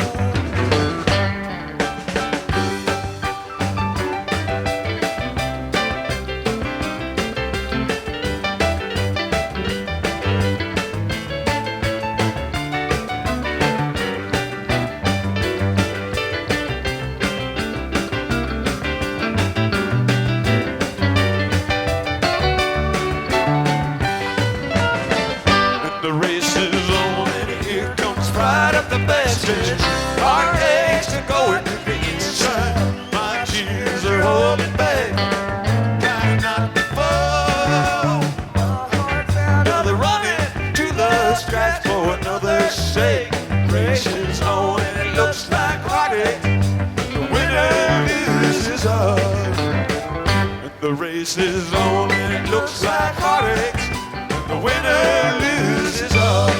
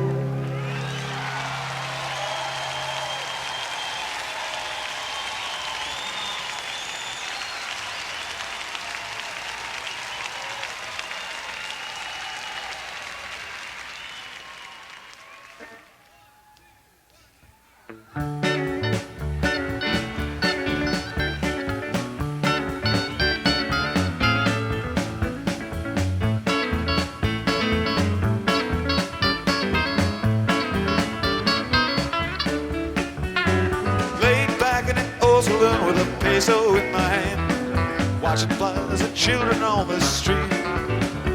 And I catch a glimpse of black-eyed girls who giggle when I smile. That little boy that wants to shine my feet. And it's 3 days ride from Bakersfield, and I don't know why I came. Guess I came to keep from paying dues. So instead I got a bottle and a girl that's just 14, and a good kiss in the Mexicali Blues. Yeah, you think anything, man, don't stand to lose. When the devil wants to take it all away, cherish right thoughts, keep tight, grip on your booze. He's thinking of drinking out all I have today.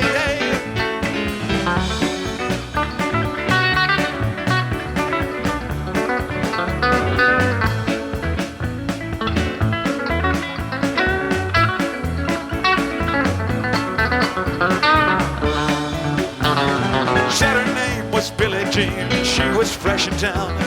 I didn't know a stage line ran from hell. She had raven hair, a ruffled dress, necklace made of gold, all the French perfume you care to smell. She took me up into her room, whispered in my ear, "Go on, my friend, do anything you choose." Now, man, for those happy hours I spent there in her arms, oh, a lifetime's worth of the Mexicali Blues.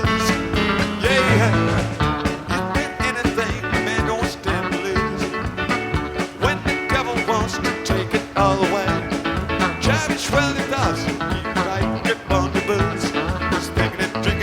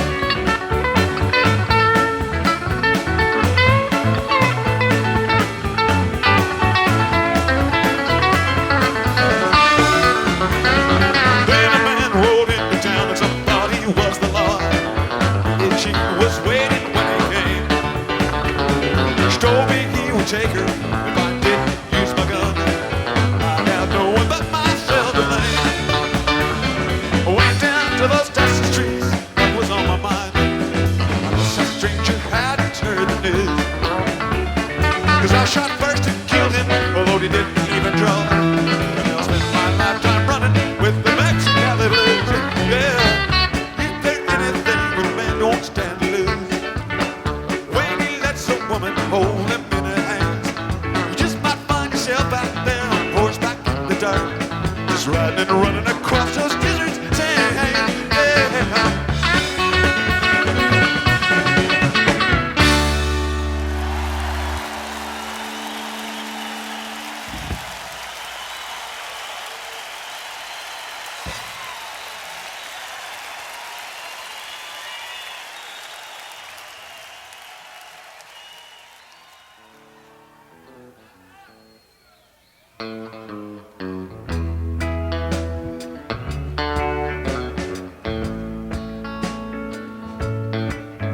In the timbers of Venerio, the wolves are running round. The winter was so hot and cold, froze 10 feet beneath the ground. Don't murder me, I beg of you, don't murder me. Please don't murder me. I sat down to my supper, 'twas a bottle of red whiskey. I said my prayers and went to bed, that's the last they saw of me. Don't murder me, I beg of you, don't murder me. Please don't murder me. When I woke a dire wolf, 600 pounds of sin was grinning at my window. All I said was, come on in, don't murder me. I beg of you, don't murder me. Please don't murder me. The wolf came in, I got my cards. We sat down for a game. I got my deck to the queen of spades, but the cards were all the same. Don't murder me, I beg of you, don't murder me. Please don't murder me.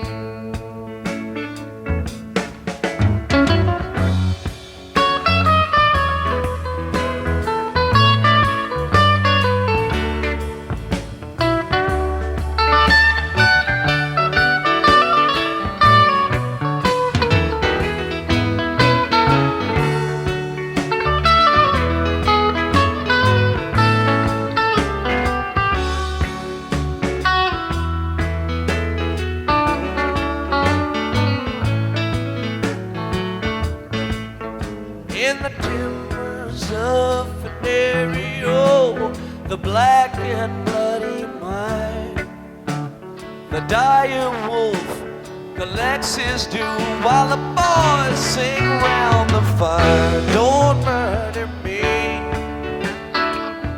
I beg of you, don't murder me. Please don't murder me.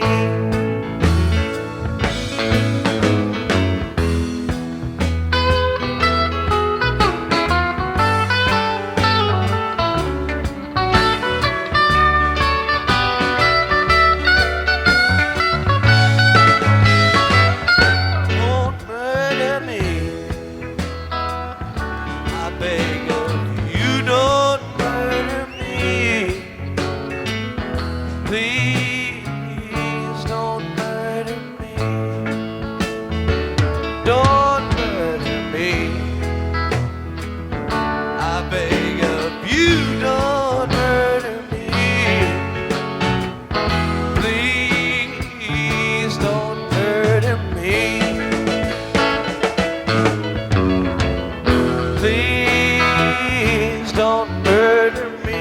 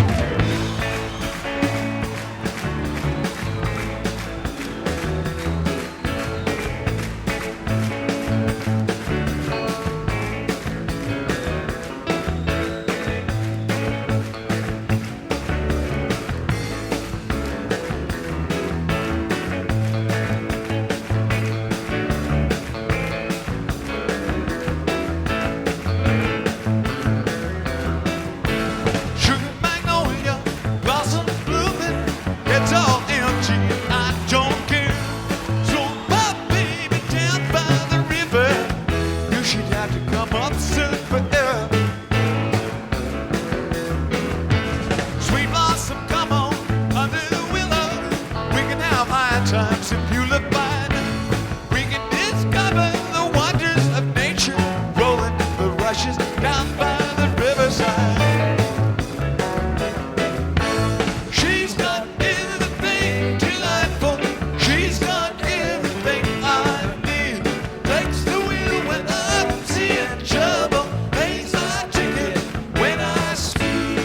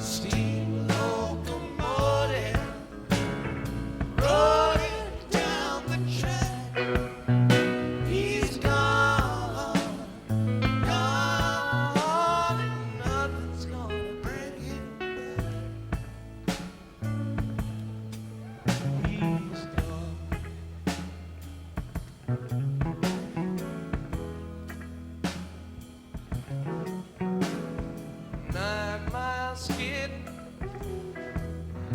on a 10-mile ride. Hot as a piston, cool inside.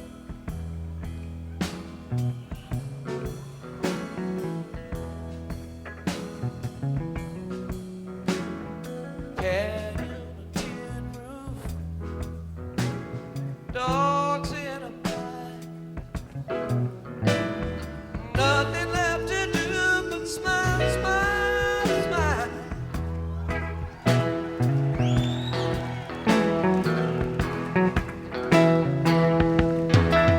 Now he's gone.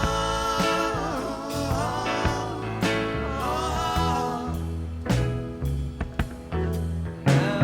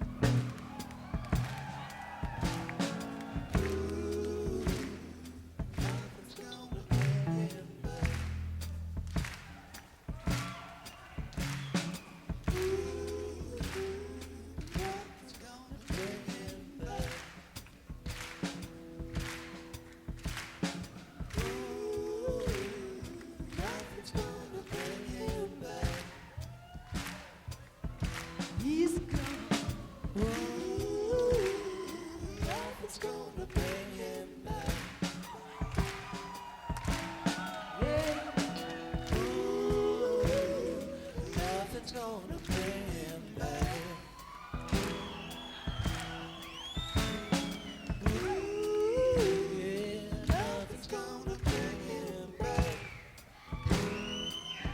He's gone.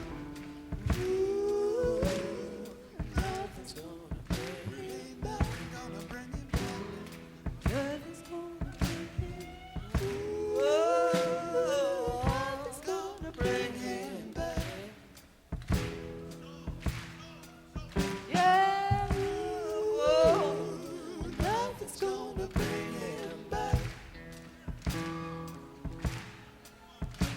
Oh, nothing's gonna bring him back. Yeah. Oh, nothing's gonna bring him back. Yeah. Ooh, nothing's gonna bring him back. But he's gone for good. Ooh, nothing's gonna bring him back. Ooh, nothing's gonna bring him back. Yeah. Ooh,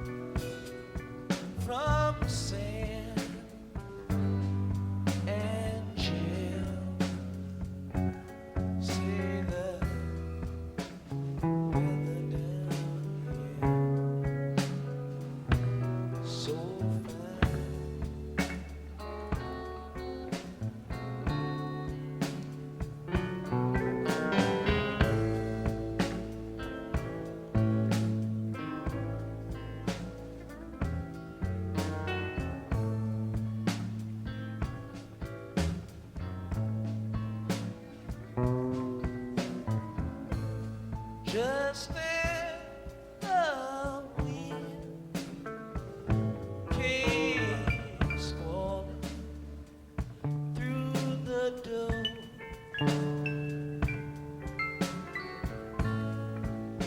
But who can the weather command?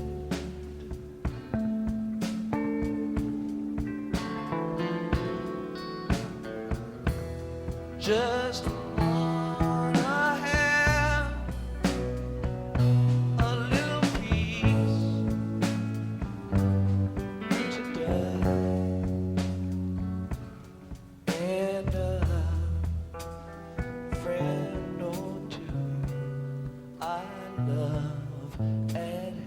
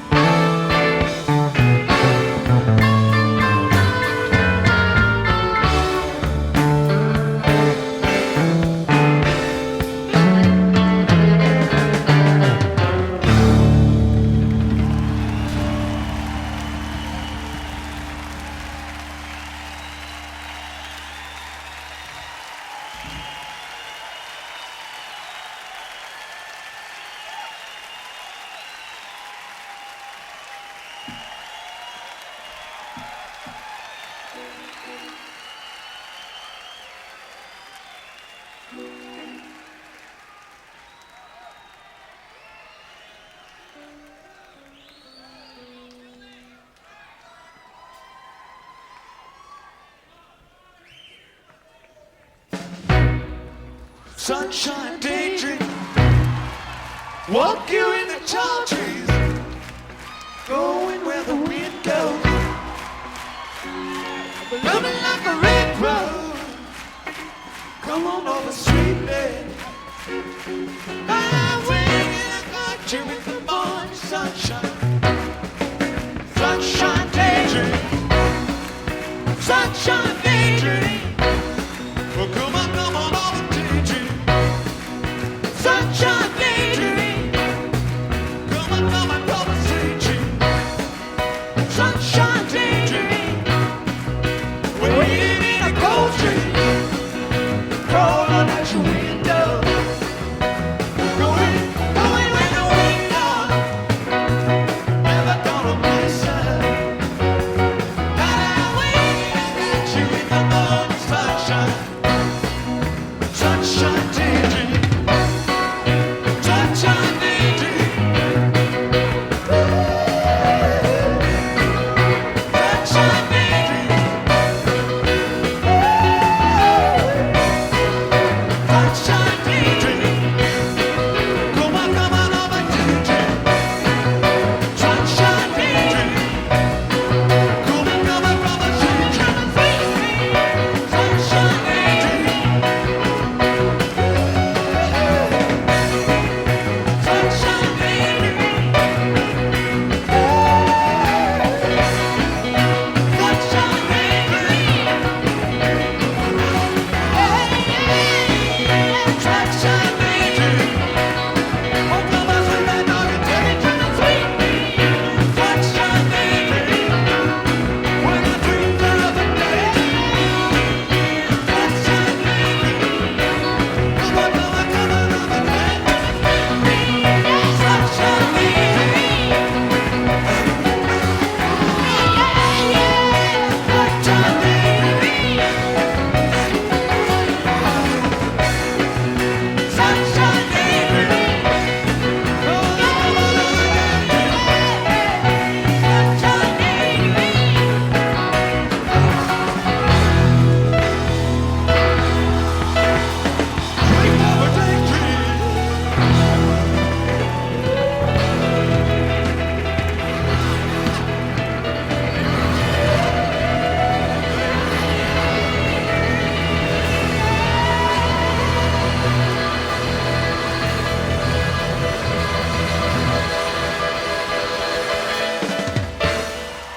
Thank you all. Good night.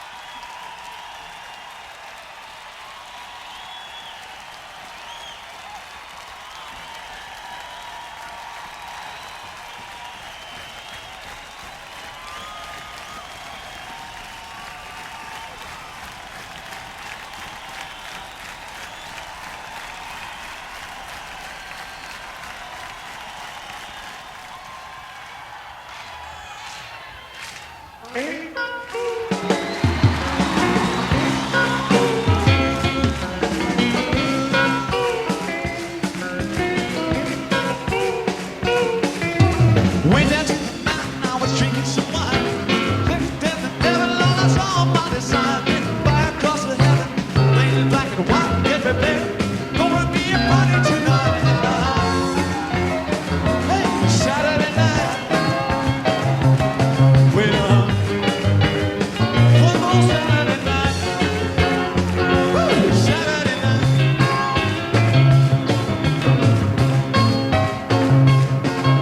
Everybody's dancing down the locals beat a ring with a basement full of dynamite and love artillery. Temperature keeps rising, everybody getting high. Got the rockets talking midnight. Hey, it's gonna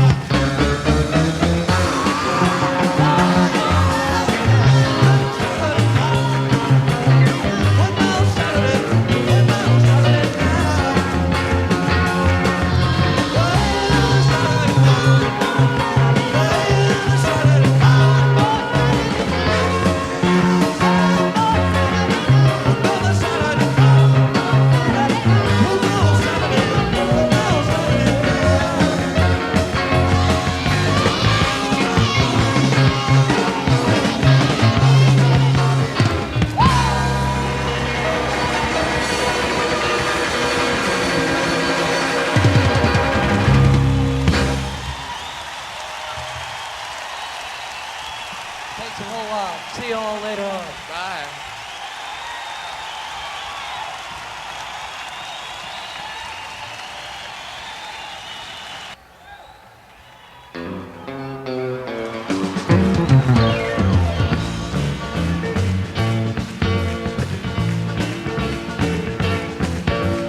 Red and white, blue suede shoes. I'm Uncle Sam.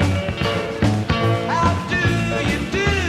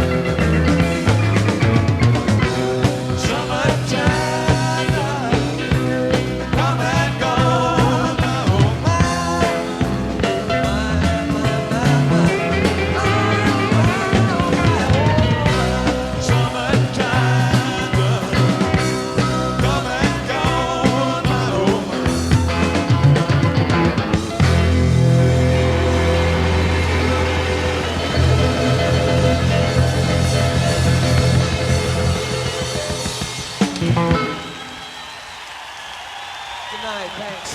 Thanks a lot, folks.